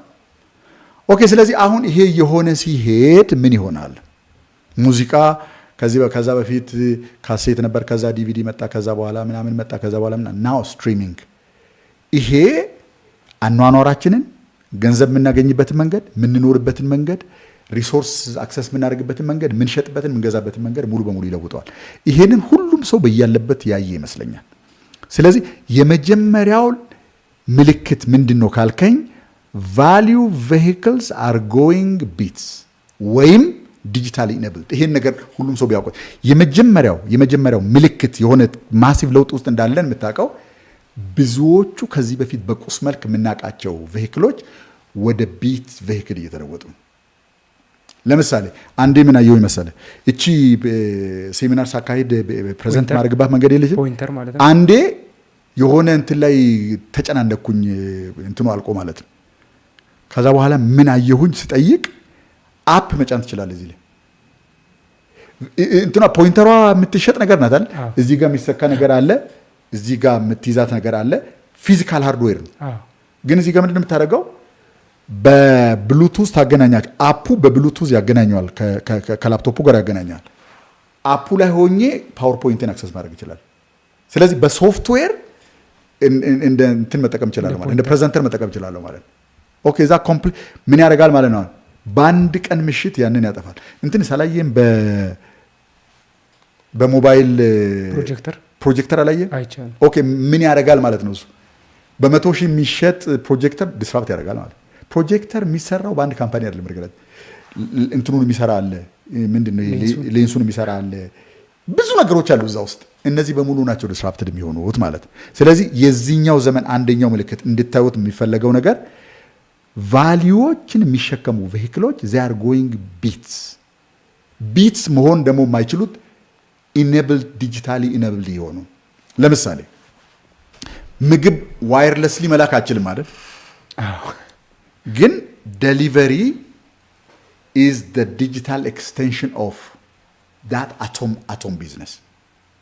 አቶም ምንም ልታደርግ አችልም። ምግብን በምንም ልትልክ የምችልበት መንገድ የለም አሁን ባለንበት ቴክኖሎጂ ማለት ነው። ስትሪም አይደረግም ምግብ አይደል? ግን ምን መደረግ ይችላል? ምግብ ሽያጭን ግን ዲጂታሊ ኢኔብልድ መሆን ይችላል። የቢዝነስ የሆነ ነገሩ ዲጂታሊ ኢኔብልድ መሆን ይችላል። የፈለከውን ቢዝነስ ጥቀስ፣ there is a digitally enabled aspect of that business አለ ወይ? የሌለ ካል ሆቴል ቢሆን ሄደ የምትተኛበት አልጋ ፊዚካል ነው። ቡክ ማድረጉ፣ ሪቪው መጻፉ፣ ማአት ከሆቴል ጋር የሚገናኝ ሶፍት ቨርሽን አለ። እንደ ከዚህ በፊቱ የመጣው ይምጣና በሬ ላይ ለመጣው ሰው ነው ማስተናግደው ካልክ you are going to run out of market። ይህን በደንብ አድርገን እያየን ያለን ይመስለኛል። ስለዚህ አንዱ እያየነው ያለው ነገር የተገኘው በሙሉ የተቻለው በሙሉ ወደ ቢት እየተለወጠ ነው። ምን ማለት ነው? is disappearing, is dematerializing። ከእይታ እየተሰወረ ነው። ባለፈው እዚህ ሞባይል ውስጥ የቆጠርናቸውን አካላዊ ነገሮች መቁጠር ትችላለህ። እነ ቴሌቪዥን እነ ምናምን። አሁን ቴሌቪዥን ስማርት ሆነ ብለን የምንደነቀው ከተወሰነ ጊዜ በኋላ አክቹአሊ ሞባይል ራሱ ዲማቴሪያላይዝ ይደረጋል ከተወሰነ ጊዜ በኋላ። ሞባይል እንደዚህ ይዘህ መሄድ መቼም ነውር ይሆናል ከተወሰነ ጊዜ በኋላ። የምሬን ነው ነገር ስክሪን ስፔስ ላይ እንደዚህ አየሩን አዮናይዝ አድርገው እንደዚህ ስክሪን ሲዘርጉ አይተታቃል። አየር ላይ ንጹህ አየር ላይ ማለት የፈለከው ነገር ትሰራለህ። then you save it አለቀ። ባዶ እጅህን ነው የምትሄደው። ይሄ ከዚህ በፊት ዝም ብለን በማስታወቂያ ስክሪን ላይ ምናምን ብቻ የምናየው ነገር አሁን ቴክኒካሊ ፖሲብል መደረግ የሚችል ነገር ነው። ኦኬ፣ ስለዚህ አንደኛው ይሄ ነው። ስለዚህ ምን እናርግ ለሚል ሰው ምን ትመክራለህ ታሬ? ሂዱና ቢዝነሳችሁን ኦዲት አድርጉ፣ ወይም የግል ህይወታችሁን ኦዲት አድርጉ። ምክንያቱም አንዳንዱ ሰው አርቲስት ነው፣ አንዳንዱ ሰው አስተማሪ ነው፣ አንዳንዱ ሰው ብቻ ግን የምንሰራቸው ነገሮች ይለያያል። የምትሰራው ነገር ወይ ዲጂታላይዝ መደረግ ይችላል ወይ ደግሞ ዲጂታሊ ኢኔብልድ መሆን ይችላል። ኦኬ፣ የሚችለውን ዛሬ ጀምረን ማድረግ መጀመር ያስፈልጋል ማለት ነው። ኦኬ፣ አንደኛው የምናደርገው ነገር ይሄ ነው። ኦኬ፣ ስለዚህ በጣም ብዙ ነገሮች ዲጂታላይዝ የተደረጉ ነው። ብዙዎቹ ነገሮች በተለይ በእውቀት ይሄ የኖሌጅ ማርኬት አንድን ነገር አስተማሪ ልትሆን ትችላለህ፣ ዜና ነጋሪ ልትሆን ትችላለህ፣ ወይም ምን አለው እስኪ ንገረኝ፣ ወይም የሚዲያ ሊሆን ይችላል። ዋትኤቨር በኢንተርኔት መጓጓዝ የሚችል ነገር እጁ ላይ ያለው ሰው በፍጥነት ማድረግ ያለበት ምንድን ነው ማለት ነው? how can I take what I do ለምሳሌ ኬክ ጋጋሪ ከሆነ የኬክ መጋገር ስራውን ይስራ። ግን እንዴት ኬክ እንደሚጋገር ቤታቸው ሆኖ መማር ለሚፈልጉ ሰዎች ካሜራ ፊት ለፊቱ ላይ አድርጎ ኬክ እየጋገረ ማስተማር ይችላል። ስለዚህ ኮሚኒቲ መፍጠር ይችላል ማለት ነው። ዋት ኢፍ ሌላ ጊዜ ከነዚህ ሰዎች ጋር ኮላቦሬት አድርጎ ስፔሻል አይነት ኬክ ቤት መክፈት ቢፈልግ እነዚህ ሰዎች በፋይናንስ ሊያግዙት ይችላል። በቢዝነስ ተርም ማለት ነው። ስለዚህ ኮሚኒቲ መፍጠር በጣም በጣም ያስፈልጋል ማለት ነው። ኦኬ አንዱ ይሄ ነው። ወይ ዲጂታላይዝ ይደረጋል እንደዚህ መጽሐፍ፣ ወይ ደግሞ ዲጂታሊ ኢኔብል መደረግ ይችላል። የአተም ቢዝነስ ከሆነ የተወሰነውን የቢዝነሱን አስፔክት ማርኬቲንጉ ሊሆን ይችላል፣ ወደ ሰዎች የምታደርስበት ከሰዎች ፊድባክ የምትቀበልበት ብዙ የቢዝነሱ አስፔክት ዲጂታሊ ኢኔብል መሆን ይችላል። ስለዚህ ዲጂታል የማይሆን ቢዝነስ የለም ማለት ነው። በከፊል ቢያንስ በከፊልም ቢሆን በሌላው ቢቀር ማለት የለም። አንድም ልትነግረኝ አችልም። አእምሮ ውስጥ ካለ እንነጋገር። ነቲንግ ኦኬ። አንደኛው ይሄ ነው። ይሄንን ምልክት እያያችሁ ከሆነ ቴላስ ብዙ ነገር ማሲቭሊ ዲጂታላይዝ እየተደረገ ከሆነ ቴላስ በኤክስፔሪየንስ እያደረጋችሁ ያላችሁት።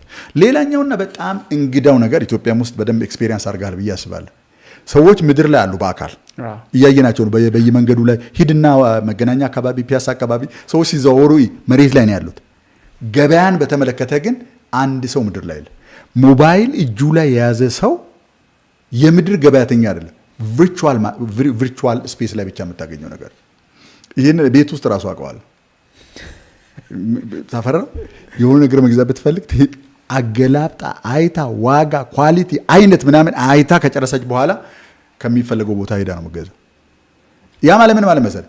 የተለመደ አይነት ሱቅ ተከራይተው በቃ የድሮዎቹ ቢዝነሶች እንደሚሰሩት የሚያደርጉ ሰዎች አንደኛ ብዙ ኦቨርሄድ አለባቸው። ኦቨርሄድ ማለት በቀጥታ ገንዘብ ማያስገኝ ግን ደግሞ የግዴታ የሚያስፈልግ ለቢዝነሱ ይሄን ሁሉ ያላቸው ሰዎች አሉ።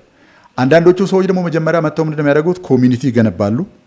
የሚከተሏቸው ሰዎች አሉ። ወይ እኮ እነዚህ ሰዎች እኮ የሆነ ሪቪው ይሰራሉ። ላፕቶፕ ከሆነ የሚሸጠው ላፕቶፖች እንዴት እንደሚሰሩ፣ ለየትኛው አይነት ስራ የትኛው ጥሩ እንደሆነ ላፕቶፕ ብቻ ሪቪው ማድረግ ማለት ነው። ወይም ደግሞ ካሜራ ሪቪው ማድረግ።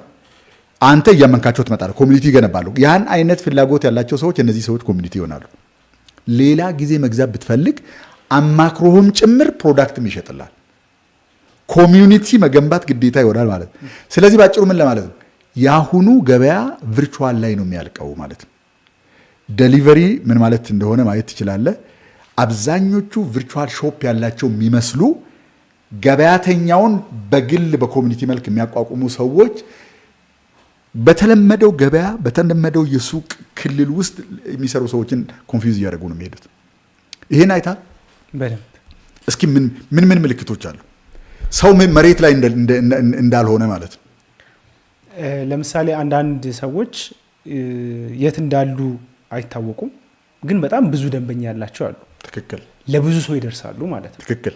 እነሱ የሆነ ቦታ ውስን ቦታ ላይ ናቸው፣ ግን በጣም ብዙ ሰው ማን እንደሆኑ ምን እንደሚሸጡ የት አካባቢ እንኳን እንደሆኑ የሚታወቁ ሰዎች አሉ። ትክክል። ግን ምንም በአካል ወጥተው ምንም ያደረጉት ነገር ኖሮ አይደለም። ትክክል።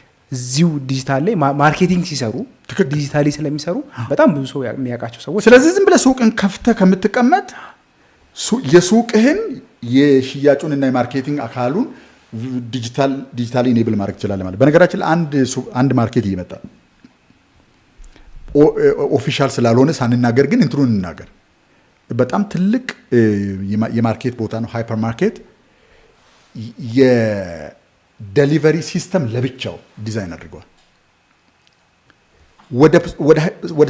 ወደ ሱፐር ማርኬቱ ብቻ ለሚመጡት አይደለም የሚሸጡት። ኤኒ ሰው ባለበት ቦታ ሆኖ ትዕዛዝ ካዘዘ በአጭር ጊዜ ውስጥ ባነሰ ወይም በተመጣጣኝ ዋጋ እቤት ድረስ ያመጡላል። እንደዚህ አይነት ዴሊቨሪዎች ደግሞ ብዙ ጊዜ ስለማይታመኑ እምነት ለማሳደር የሪፈንዲንግ ፕላን ሁሉ አላቸው። ካልተመቸ ትመልሳለህ። ኦኬ፣ አሁን በዛን ቀን ምንድን ነው የሚሆነው ማለት? የተለመደው አይነት ትራዲሽናል ማርኬት ከገበያ እየወጣ ነው የሚሄዱ ኦብቪየስሊ። ስለዚህ ሁለተኛው ፓተርን ምንድን ነው ማለት ነው? ከስተመሩ ወደ ቪርቹዋል ስፔስ እየሄደ ነው። ሰውየው ሰዎችን ስለሚያይ ሱቅ አይገባም እንዴ ምናምን ቢል አይሆንም ማለት ነው። በሌላ አነጋገር አካላዊ አይደሉም እንደማለት ነው በሌላ አነጋገር። ስለዚህ ለዚህ ምን እናድርግ ካልክ ቢልድ ኦንላይን ኮሚዩኒቲ። የምትሰራውን ስራ በተመለከተ ነው ቅድም እንዳልኩ ማለት ነው። ለምሳሌ ጠጋኝ ከሆንክ ኑና ልጠግንላችሁ ብቻ ከምትል የሆነ አይነት ብልሽት ቴሌቪዥን ምን አይነት ባህሪ እንዲያሳይ እንደሚያደርገው ብዥ ካለ እንደዚህ ማለት ነው። እንደዚህ ከሆነ ብታደርግ ማስጠገም ብትፈልጊ ነው የምትሄደው። ኦብቪየስሊ ምንም ጥርጥር የለውም። እንደውም ምን አሁን ስታወራ ምን ትዝ አለኝ የሆኑ የማጠቢያ ልብስ ማሽን ምናምን የሚሰሩ አሉ። እርግጠኛ አይደለሁም ስማቸውን ወይ ደግሞ እንዴት እንደሆነ። ምንድነው የሚያደርጉት? ቀላል የሆኑ እዛው ቤት ውስጥ ሆነ ፊክስ ልታደርጋቸው የምትችላቸውን ቲፖች ይነግሩሃል።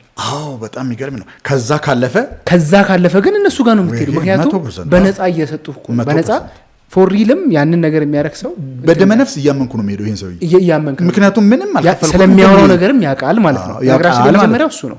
ስለሚያወራው ዕቃ የሚያውቅ ሰው። ሌሎች ሞዴሎችም አሉ እዚህ ላይ። በነገራችን ላይ ሪቪው እየሰራ በሄድክ ቁጥር ቬንደር የመሆን ችሎታ እየጨመረ ነው የሚሄደው። ያን ፕሮዳክት የሚያመርተው ወይም ደግሞ በትልቁ እንትን የሚያደርገው በትልቁ የሚያከፋፍለው ካምፓኒ ቢአይ ሞስት ላይክሊ የዛ ካምፓኒ ኤጀንት የምትሆነው አንተ ነህ። ለምን? በትልቁ በብዛት የታዘዘውን ኮሚሽን ለማድረግም ኢንስቶል ለማድረግም ፕላስ እንደ ሽያጭ ኤጀንት ሆነህም እንድታገለግል የምትመረጠው አንተ ነህ ኦብቪየስሊ። ስለዚህ ካምፓኒውን እንትን ማድረግ አያስፈልግም። አንዳንድ ጊዜ ታጊ ምን እያደረግ የምትሰራውን ስራ ከእውነተኛ በመነጨ መንገድ ይሄ እንደዚህ ነው፣ ይሄ እንደዚህ ነው፣ እንደዚህ በትክክል እንትን ካደረግ ካለምንም አድሎ በእርግጠኝነት የሆነ ፋን ቤዝ የሆነ አይነት ኮሚኒቲ እየገነባ ነው የምትሄደው ማለት ነው።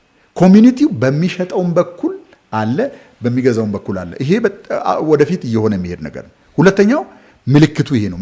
ይሄ ፓተርን አለ አሁን አለ፣ በደንብ አለ። በሁሉም ቢዝነስ በምግብ ዴሊቨሪ አለ፣ በሱቆች አካባቢ አለ፣ በብዙ ቦታ ላይ አለ ይህን የሚያደርጉ። ሌላው ቀርቶ አሰልጥነው አብቅተው ጊግ የሚያቀብሉ ካምፓኒዎችን አይቻሉ። መቅጠር አያስፈልግም። የሆነ ባለሙያ ስትፈልግ ትነግራቸዋለህ። መጥቶ ፕሮጀክትህን አብሮ ይሰራል፣ ይሄዳል። በምትፈልግበት ኦን ዲማንድ አቬለብል የሆነ ሰራተኛ ማለት ኦን ዲማንድ የሆነ ሰራተኛውም አንተ ጋር ተጠምዶ ጊዜውን እዚያ 8 ሰዓት አያቃጥልም። አንተም ለማይሰራበት ጊዜ ደሞዝ አከፍልም። ስለዚህ ለሁለቶቹም ፖዚቲቭ ነው። ኦኬ፣ እነዚህ ነገሮች እየመጡ ይመጣሉ ነው። ኦኬ፣ ሶስተኛው ምን ይመስላል? አክሰስ ኦቨር ኦውነርሺፕ። ከዚህ በፊት እንግዲህ ለእኛ ዘመን ለእኛ አገር ሰው የሚፈትን ማይንድ ሴት ይሄኛው ይመስለኛል። የድሮ ቢዝነሶች ቆይ እስኪ እንመልከት። ድሮ ሀብታሞች የነበሩ እነማን ናቸው? ፓተርኑን እያየው ነበር። መረገራችን ላይ በነ አንድሩ ካርኒጌ ዘመን ኢንዱስትሪያሊስት ነው አይደል? ብረት አቅላጭ ነው በቃ ሰውየው። በአካል የሚታይ ባቡር ሀዲዶችን ገንብቷል። የስቲል ኢንፍራስትራክቸር በብዛት የገነባው እሱ ነው። ከዛ ቀጥሎ ይሄ እንግዲህ 1901 ላይ የዓለም ቁጥር 1 ባለሀብት የነበረ ሰው ነው። ኢንዱስትሪያሊስት ነው። ዘመኑን ያሳያል ማለት ነው። አንድ ሰው ከዓለም ቁጥር 1 ባለሀብት ነው ከተባለ ዋይ ብለህ ጠይቅ። ምን አይነት ቢዝነስ ውስጥ ነው ይሄ ሰው ያለ? ምንድን ነው የሚያደርገው? ሙሉን ምስል ነው የሚያሳይ። ከዛ በኋላ ደግሞ ያንን በከፊል ፕሮሰስ የተደረገ ነገር በጣም ሪፋይንድ ወደሆኑ ውስብስብ ሲስተሞች መለወጥ የጀመረው ደግሞ ፎርድ ነው። ሄንሪ ፎርድ ማለት ነው። እሱ ደግሞ ያደረገው ነገር ብረት ዝም ብሎ የሆነ ቦታ የሚቀመጥ እንትን የሚጓዝበት ብቻ ሳይሆን ቬሂክል ሆኖ መንቀሳቀስ የሚችል ነገር ነፍስ እየዘራ እንዴት እየሄደ ከዛ ወደዚህኛው ዘመን ተጠጋና ዋረን ባፌት ነው። he also used to be number 1 አይደል? ዋረን ባፌት ግን የኢንዱስትሪ ምርት በከፍተኛ ምርት እየተመረተ ሳቹሬት እያደረገ ሲመጣ አገልግሎት ነው ከዛ በኋላ የሚመጣ። አሁን ኢትዮጵያ ውስጥ አገልግሎት በትንሹ ነው።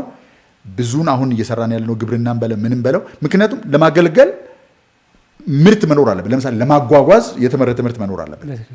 በዌስተርን አካባቢ ላይ ከፍተኛ የሆነ የዌልዝ ቢልድ አፕ ሲመጣ ሰርቪሶች ናቸው በጣም ትልቅ ገንዘብ የሚያገኙት። እሱ በኢንቨስቲንግ ነው፣ በተለይ ቫሊዩ ኢንቨስቲንግ ነው የዓለም ቁጥር 1 ሀብታም ያደረገው። ከዛ ቀጥሎ ቢል ጌትስ ነው። ቢል ጌትስ ለምንድን ነው ሀብታም የሆነው? ሶፍትዌር ነው አይደል? ስለዚህ እንዴት ኮምፒውተርና ኦቶሜሽን ቦታውን እየወሰደ እንደሆነ ተመልከት። ከዛ ቀጥሎ ማን እንትና ናቸው? ማን ነው? ኦኬ ዝም ብለን ፓተርን ነው። ማን ነው ከዋረን ባፌት ቀጥሎ? ከቢል ጌትስ ቀጥሎ ጄፍ ቢዞስ። ኢኮሜርስ ነው። አማዞን ማለት ነው። አማዞን ማለት ነው። ከዛ በኋላ አሁን የአማዞን ዌብ ሰርቪስስ የሚለውን ብዙ ነገር አለ። አሁን ደግሞ ከዛ ቀጥሎ ያሉትንም ያቸው ከዛ ቀጥሎ ደግሞ እነማን መጡ እንትኑ አይነቱ ራሱ እየተለወጠ እንዴት እየሄደ እንደሆነ የምታውቀው እነ ኡበር እነ ኤርቢኤንቢ አሁን ደግሞ ኒቪዲያ በነገራችን ላይ የ4 ትሪሊየን ዶላር የማርኬት ካፕ ያለው ካምፓኒ በዓለም ላይ አሁን የተፈጠረው እሱ የኤአይ ሃርድዌር የሚሰራ ካምፓኒ ነው። በተለይ እነዚህ በጣም አድቫንስድ የሆኑ ቺፖችን የሚሰራው እሱ ነው። እንደውም ከምንድናት እቺ ቻይና የምትጣላባት ሀገር ታይዋን እዛ አካባቢ ላይ በጣም ትልቅ ፉትሆልድ የነበረው ነው። አሁን ወደ አሜሪካ ለመመለስ እየታገሉ ነው። አይተህ ከሆነ ማለት ነው። ኦኬ አሁን ምንድን ነው ወዴት ነው እየመጣ ያለው ማለት ነው? አካላዊ የነበረው ነገር ነፍስ ወደ ሌላቸው ነገሮች እየመጣ ነው። ኦኬ አሁን ወደዚህኛው ልምጣልህና ፕላትፎርሞች ወይም ደግሞ አክሰስ ይኑርህ እንጂ ያንተ መሆን አይጠበቅበትም ነው። በሌላ አነጋገር ኡበርን ይኸው አሁን በእኛ ሀገር እሱ ማለት ምን ማለት ነው? እዚህ ራይድ ማለት ራይድ ብዙ ናቸው። ራይድ በጣም ብዙ ናቸው። መኪና መግዛት አይጠበቅብህም። ሾፌር መቅጠር አይጠበቅብህም። ካን ዩ አክሰስ ደም ነው ጥያቄ። ሾፌሩንም አክሰስ ማድረግ ትችላለህ። መኪናውንም አክሰስ ማድረግ ትችላለህ። የሚሳፈረውንም ሰው አክሰስ ማድረግ ትችላለህ። እነዚህን የገበያ ቦታ ማለት ነው። በነገራችን ላይ እነዚህ ሰዎች ምንም የሚሸጡት ነገር የላቸው፣ ምንም ፕሮዳክት የላቸውም፣ ምንም ሰርቪስ የላቸውም። ግን የገበያ ቦታ ናቸው። የከብት ገበያ ታውቃለህ? እንዴት ነው የሚሰራው? መሸጫ ቦታ አለ፣ የሚሸጠው አለ፣ ሻጭ አለ፣ ገዢ ነው። ሜካኒክሱን ንገረኝ። አሁን ለምሳሌ የሆነ ገበሬ በሬ ይዞ መጣ። እሺ ሄዶ መሸጫ ቦታው ላይ ይገባል። ሲገባ ምንድን ነው የሚያደርገው? ይከፍላል። ግን ይህ ሰውዬ አሁን እንግዲህ ገበያ ቦታውን ልክ እነዚህ ፕላትፎርም አድርገህ በሬውን አደልቧል። ይሄ ገበያ ቦታ በጭራሽ ከብቱን ጠብቆታል። ከእንትን ምንም ያደረገው ነገር ያለቀውን ነገር ሰውዬው ይዘው ይመጣል። የሚገዛው ሰውዬ በእግር ይገባል። ምን ማለት መሰለህ የዩቲዩብ ፍሪ ሰርፈር ዝም ብሎ ነው የሚገባው። ምንም የሚከፍለው ነገር የለም። ከብቱን ይዞ የሚመጣው ሰውዬ ግን ከፍሎ ይገባል፣ ይሸጣል ማለት ነው። እዛ ቦታ ውስጥ ይሸጣል። አሁን እንግዲህ ተመልከት፣ ገበያ ቦታ ያለው ሰው ግን ምንም የማያመርት ሰው በዓለም ላይ ቁጥር 1 ባለሀብት መሆን ይችላል አይደል? ቆይ ኡበር መኪና የለውም፣ ሾፌር የለውም ብለናል። ኤርቢኤንቢ አንድም 3x3 የሆነች መኝታ ቤት የለውም፣ አንድም ሆቴል የለውም። ግን በዓለም ላይ በጣም ትልልቅ በቢሊዮኖች የሚቆጠር ዶላር ከሚያገኙ ካምፓኒዎች መካከል አንደኛው እሱ ነው። ወደ ኢትዮጵያ ተመለስና ራይድ 3 ነገር ነው አክሰስ የሚያደርገው ማለት ነው። አንድ ሾፌር አለ፣ ተሳፋሪ አለ እና መኪናው አለ፣ ንብረቱ አለ። በዚህኛው በኩል ደግሞ ሰዋሰው ነው። የሙዚቃ ባለመብት የሆኑ ሰዎች አሉ፣ የሚያደምጡ ሰዎች አሉ። እነዚህ ነው የሚያገኝ ገበያ ቦታ ማለት ነው። በሌላ አነጋገር እንደዚህ አይነት ማርኬቶች ከፍተኛ የሆነ ዋጋ ይኖራቸዋል። ምናልባትም በኢትዮጵያ ውስጥ በዚህ አይነት ማርኬት በቢሊዮን የሚቆጠር በኢትዮጵያ አይደለም በዶላር ሀብት የሚያፈሩ ሰዎች ይኖራሉ። ይሄ ለሁሉ ሰው የሚሆን ነገር አይደለም፣ ግን ይሄ እያደገ የሚመጣ ነው። ግን እግረ መንገዱን ይሄ እንዲህ አይነት ነገር ምን ያደርጋል መሰለህ? ከዚህ በፊት ምንም ጥቅም የማይሰጡ ዝም ብሎ የተኙ በየሰፈሩ አንደር ዩቲላይዝ የተደረጉ ነገሮችን ይቀሰቅሳል። ከፍተኛ ክሪኤቲቪቲ የሚያነሳ የእንትን አይነት ነው። ይሄም በየሄድክበት ቦታ እያደገ የሚመጣ እያየ ነው ያለው ነገር። እነዚህ ነገሮች ካለ something is happening ኦኬ። ስለዚህ ጥያቄው ምናልባት ገንዘብ የሌላቸው ግን ቢዝነስ ማቋቋም የሚፈልጉ ሰዎች በነ ኡበር ስኬልም ባይሆን የሆነ ነገር የሚገዙ ሰዎችና የሆነ ነገር ተፋብሪኮበት ወይም ተሰርቶበት የሚሸጥበት አሴት እጁ ላይ ያለ ሰው የሚያቅ ትልቅ አይዲያ ያለው ሰው አለ ወይ? ጥያቄ ገንዘቡ ያንተ መሆን አይጠበቅበትም። አክሰስ የምታደርጋቸው ነገሮች ከግልጋሎት በታች ግልጋሎት ላይ የዋሉ ያሉ ነገሮች እጁ ላይ ያለ ያ ነገር ቢሰራ የሚገዙ ሰዎች ያሉት የሆነ እውቀት የሆነ የቢዝነስ ሀሳብ የሆነ ቢዝነስ ሞዴል እጅ ላይ አለ ወይ? ለእነዚህ ሰዎች ደግሞ የምንጠይቀው ይሄን ይሆናል ማለት ነው። እነዚህ ነገሮች በጣም እየጨመሩ ነው የሚሄዱት is going to accelerate። ሌላኛው አራተኛ ላይ ማሳይ በነገራችን ላይ እነዚህ ብቻ ናቸው ማለት አይደለም፣ ምልክቶቹን እንድናያቸው ነው። ስለዚህ ከባለቤትነት ይልቅ በአንተ ስም ከመመዝገቡ ግድ ከሚሆንበት ይልቅ በማንም ሰው ይመዝገብ፣ እዚህኛው ሰው የሰራው ነገር እዛኛው ጋር የሚጠቀምበት ያለ ይሄንን የሚያዋህድ ይሄንን ኢኮሲስተም የሚፈጥር ቢዝነስ ሀሳብ አለ ወይ ነው። ሌላኛውና አሁን ይሄን እስካሁን ያሉትን አረንጓዴ እናርጋቸው፣ እስካሁን ያወራ ነው፣ ምክንያቱም መሬት ላይ ያሉ ናቸው። አሁን በኢትዮጵያ ውስጥ እየጀመረ ያለ በሌላ ዓለም ግን ለብዙ ዓመታት የተሰራበት ምናልባትም አንዳንዱ ነገር ዲስራፕሽን ላይ እያደረሰ ያለው ነገር ምንድን ነው ካልከኝ እስካሁን ድረስ የሰው ልጅ በማርኬቱ ውስጥ በገበያ ውስጥ በኢኮኖሚ ውስጥ ትልቅ ድርሻ ይዞ መጥቷል አይደል? አሁን ግን የሰው አእምሮ የሰው ኢንተሊጀንት እንደ ካፒታል ይሸጣል። በነገራችን ላይ አንድ መጽሐፍ ብታነብ ሪኮመንድ አደርግሃለሁ። የሞ ጎውዳት መጽሐፍ ነው። ሞ ጋውዳት የሚባል ሰው የግብፅ ዜግነት ያለው ሰው ነው። እድሜ ልኩን በጉግልም ውስጥ በሌሎችም ከኤአይ ጋር የሚገናኙ ካምፓኒዎች ውስጥ የሰራ ሰው ነው። እሱ ምን ብሏል መሰለህ? The Last Economy የሚል መጽሐፍ ጽፏል። ከዚህ በፊት ያለፉትን 4 የኢኮኖሚ እንትኖች መሰረታቸው አድርጎ የሚያስቀምጠው ግብርና መሬት ነው። ኢንዱስትሪያል የሆነው እንትን ደግሞ ሌበር ነው። ከዛ በኋላ ደግሞ ወደዚህ መጥቶ ኮምፒውተር ከተፈጠረ በኋላ ያለውን ኦቶሜሽን ደግሞ የሚያስፈልገው ካፒታል ነው። ፋይናንሻል በተለይ ማለት ነው፣ ፋይናንሻል ካፒታል። ምክንያቱም አንድ ሰው ፋይናንሻል ካፒታል ካለው በጣም ኦቶሜትድ የሆነ ብዙ ጥቂት ቁጥር ያላቸው ሰዎች ብቻ የሚሰሩበት በቢሊየን ዶላር ሪቨኒው ጀነሬት የሚያደርግ ነገር መስራት ስለሚችል ማለት ነው። ወደዚህኛው ዘመን መተን አሁን ያለንበት ቦታ ላይ ከፍተኛውን የዓለምን ኢኮኖሚ የሚነዳው ኢንተሊጀንስ ነው። ኢንተሊጀንስ ከባዮሎጂካል ፕሮሰሰር ላይ ወርዶ አሁን እንደምታውቀው ሲሊከን ላይ ነው ያለው። ይሸጣል ማለት ነው ኢንተሊጀንስ። ለምሳሌ አካውንታንት መግዛት ትችላለህ፣ ወይም ደግሞ ለአመት መከራየት ትችላለህ። በሌላ ነገር አነጋገር ሎየር የሚያማክር የህግን ጉዳይ በተመለከተ ያንተን ቢዝነስ የአገሪቷን ህግ ጠቅላላ ትሰጠዋለህ። ይሄድ ያለህበትን መንገድ እያሰበ የህግ ፕሮፖዛል እየሰጠ እንዴት መሄድ እንዳለበት የሚያመለክት የህግ ኤጀንት ሊኖር ይችላል። ስለዚህ ምን ማለት ነው? እሱ ማለት አሁን ባለንበት ዘመን ሰዎች ከዚህ ኢንተሊጀንስ ጋር አርጊውመንት ካልተደረጉ፣ ሰብ አሲስት ካልተደረጉ የተደረጉ ሰዎች በብዙ ቢሊየን እጥፍ ካንተ የሚበልጥ ሪሶርስ እጃቸው ላይ ስላለ ከገበያ ውጭ ያደርገዋል ማለት ነው። ስለዚህ አሁን ምን ሁሉ አይነት አባባል መጥቷል ማለት ኤአይ ኦር ዳይ የሚል አይነት አባባል መጥቷል። ሰምተህ ታውቃለህ? ኤአይ ኦር ዳይ ማለት ወይ ኤአይን ኢንተግሬት አድርግ ያለበለዚያ ኦር ጎይንግ ቱ ዳይ ነው። የት ኢንተግሬት መደረግ ይችላል? ሚዲያ ውስጥ ኢንተግሬት መደረግ ይችላል። የመንግስት ተቋማት ውስጥ ኢንተግሬት መደረግ ይችላል። በተለይ ፓብሊክ ሰርቪስ፣ ባንክ ኢንተግሬት የማይደረግበት ቦታ የት ነው ያለው? ካልሆነስ በሰው ስታት እየሰራ አናሊሲስ እየሰራ ከሚመጣው ዘመን ማርኬት ጋር አብሮ መሄድ ኢዝ ዘ ኢምፖሲቢሊቲ። አሁን እንግዲህ ቢጫ ወይም ደግሞ ለብዙ ሰው ከዕለት ተዕለት ህይወት ልምምዱ የሚርቅበት ይሄኛው ፓርቲ ይመስለኛል። በነገራችን ላይ ታሪ ይሄን ነገር በተግባር አይቼዋለሁ። በሚመጣው ጊዜ ውስጥ ኤአይን በተለይ ሰዎች እንዲሁ በነፃ በአለፍ ገደም የሚጠቀሙትን ሳይሆን ውስጥ ገባ ስትል $1 $10 ከፍለ ሰብስክራይብ ስታደርግ እዛ ውስጥ የምታየው ነገር የሰማይና ምድር የተራራቀ when you saw that እንዴት አርገ ነው አንተን በ1 ሚሊዮን እጥፍ በፍጥነትም በአኪዩረሲ የሚበልጥን ነገር በእጁ የያዘን ሰው አብረ ከአንድ ገበያ ውስጥ እንዴት አርገ ነው አብረ የሚሰራው? ኢምፖሲቢሊቲ ነው። በሌላኛው በኩል ደግሞ ምን አለ መሰለህ፣ በሚቀጥሉት ጊዜያት በተለይ የእውቀቱን ማርኬት በተመለከተ ከፍተኛ የሆነ የኤአይ ኮንተንት ወይም የኤአይ ሃይብሪድ ኮንተንት ወይም ደግሞ የሰው ፒውር ኮንተንት ገበያ ላይ ይኖራል። በኤአዩ ልሂድ ካልክ you have to argument ኤአይ ፒውር ልሁን ካልክ ደግሞ 100% ከዚህ ነገር የጸዳ ሰው ብቻ የሚሸት ነገር ለብቻ ማቅረብ አለብህ። ካለበለዚያ you are going to move out of the marketplace።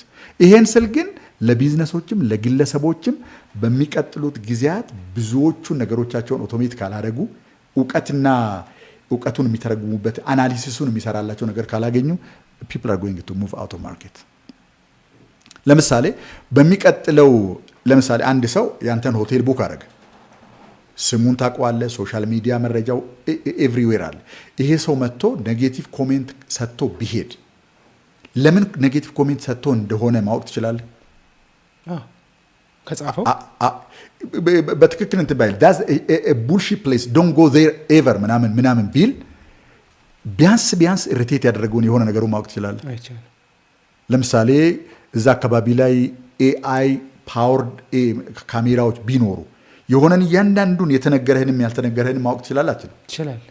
ስለዚህ ምን ማለት መሰለህ፣ በሚመጣው ዘመን ላይ ደንበኛ ለማግኘትም ለመያዝም ፊድባካቸውን ሰብስበ ሰመራይዝ ለማድረግም የአንድ ፕሮዳክት ፈጥረህ ወደ ገበያ እስከምታወጣበት ጊዜ ድረስ ያለውን የአይተሬሽን ጊዜ ለማሳጠርም ዋጋ ለመቀነስም ብዙ ዝርክርክ ያሉ ነገሮችን ለማጥራትም እነዚህን ቱሎች መጠቀም እጅግ በጣም አስፈላጊ ይሆናል ማለት ነው።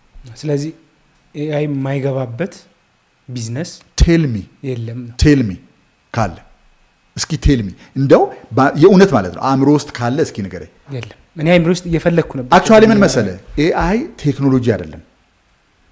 ኤአይን እንደ ሰው ቁጠር። ምን ማለት ነው? ከቴክኖሎጂ ሁሉ ቤዝ ላይ ያለ ከኢኮኖሚው ቤዝ ላይ ያለ የሰው ልጆችን አፌር በሙሉ መሰረት ላይ ሆኖ የሚነዳ ነገር ማለት ነው እንጂ አንድ ቴክኖሎጂ ማለት አይደለም። ሰዎች እንደሱ አይደለም። ከሌሎችም ቴክኖሎጂዎች የሚለይበት ነገሩ እኮ ይሄ ነው አይደል?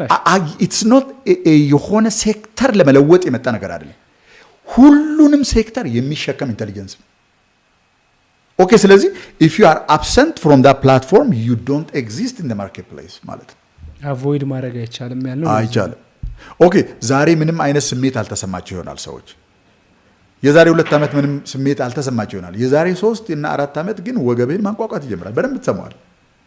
ኦኬ። እስከ 2030 ድረስ ኤአይ አርጊመንት ኤአይ አሲስትድ ያሉኑ ካምፓኒዎች ይኖራሉ ወይ ብለህ ካልክ ምናልባት የተወሰኑ ሊኖሩ ይችላሉ።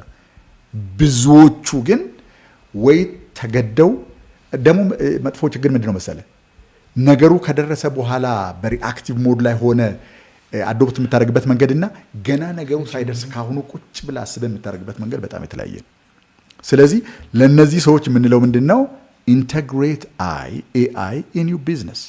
በጣም ጠቃሚ የሆኑ ስራ የሚያቀሉ የሚመጣውን ጊዜ በደንብ ተንትነው ሪሰርች አድርገው የሚነግሩ እንዴት አድርገ ቢዝነስ ሞዴልህን ዲዛይን ብታደርግ እንደሚያዋጣ የሚነግሩ በጣም ብዙ ነገር የሚያደርጉ ነገሮች አሉ።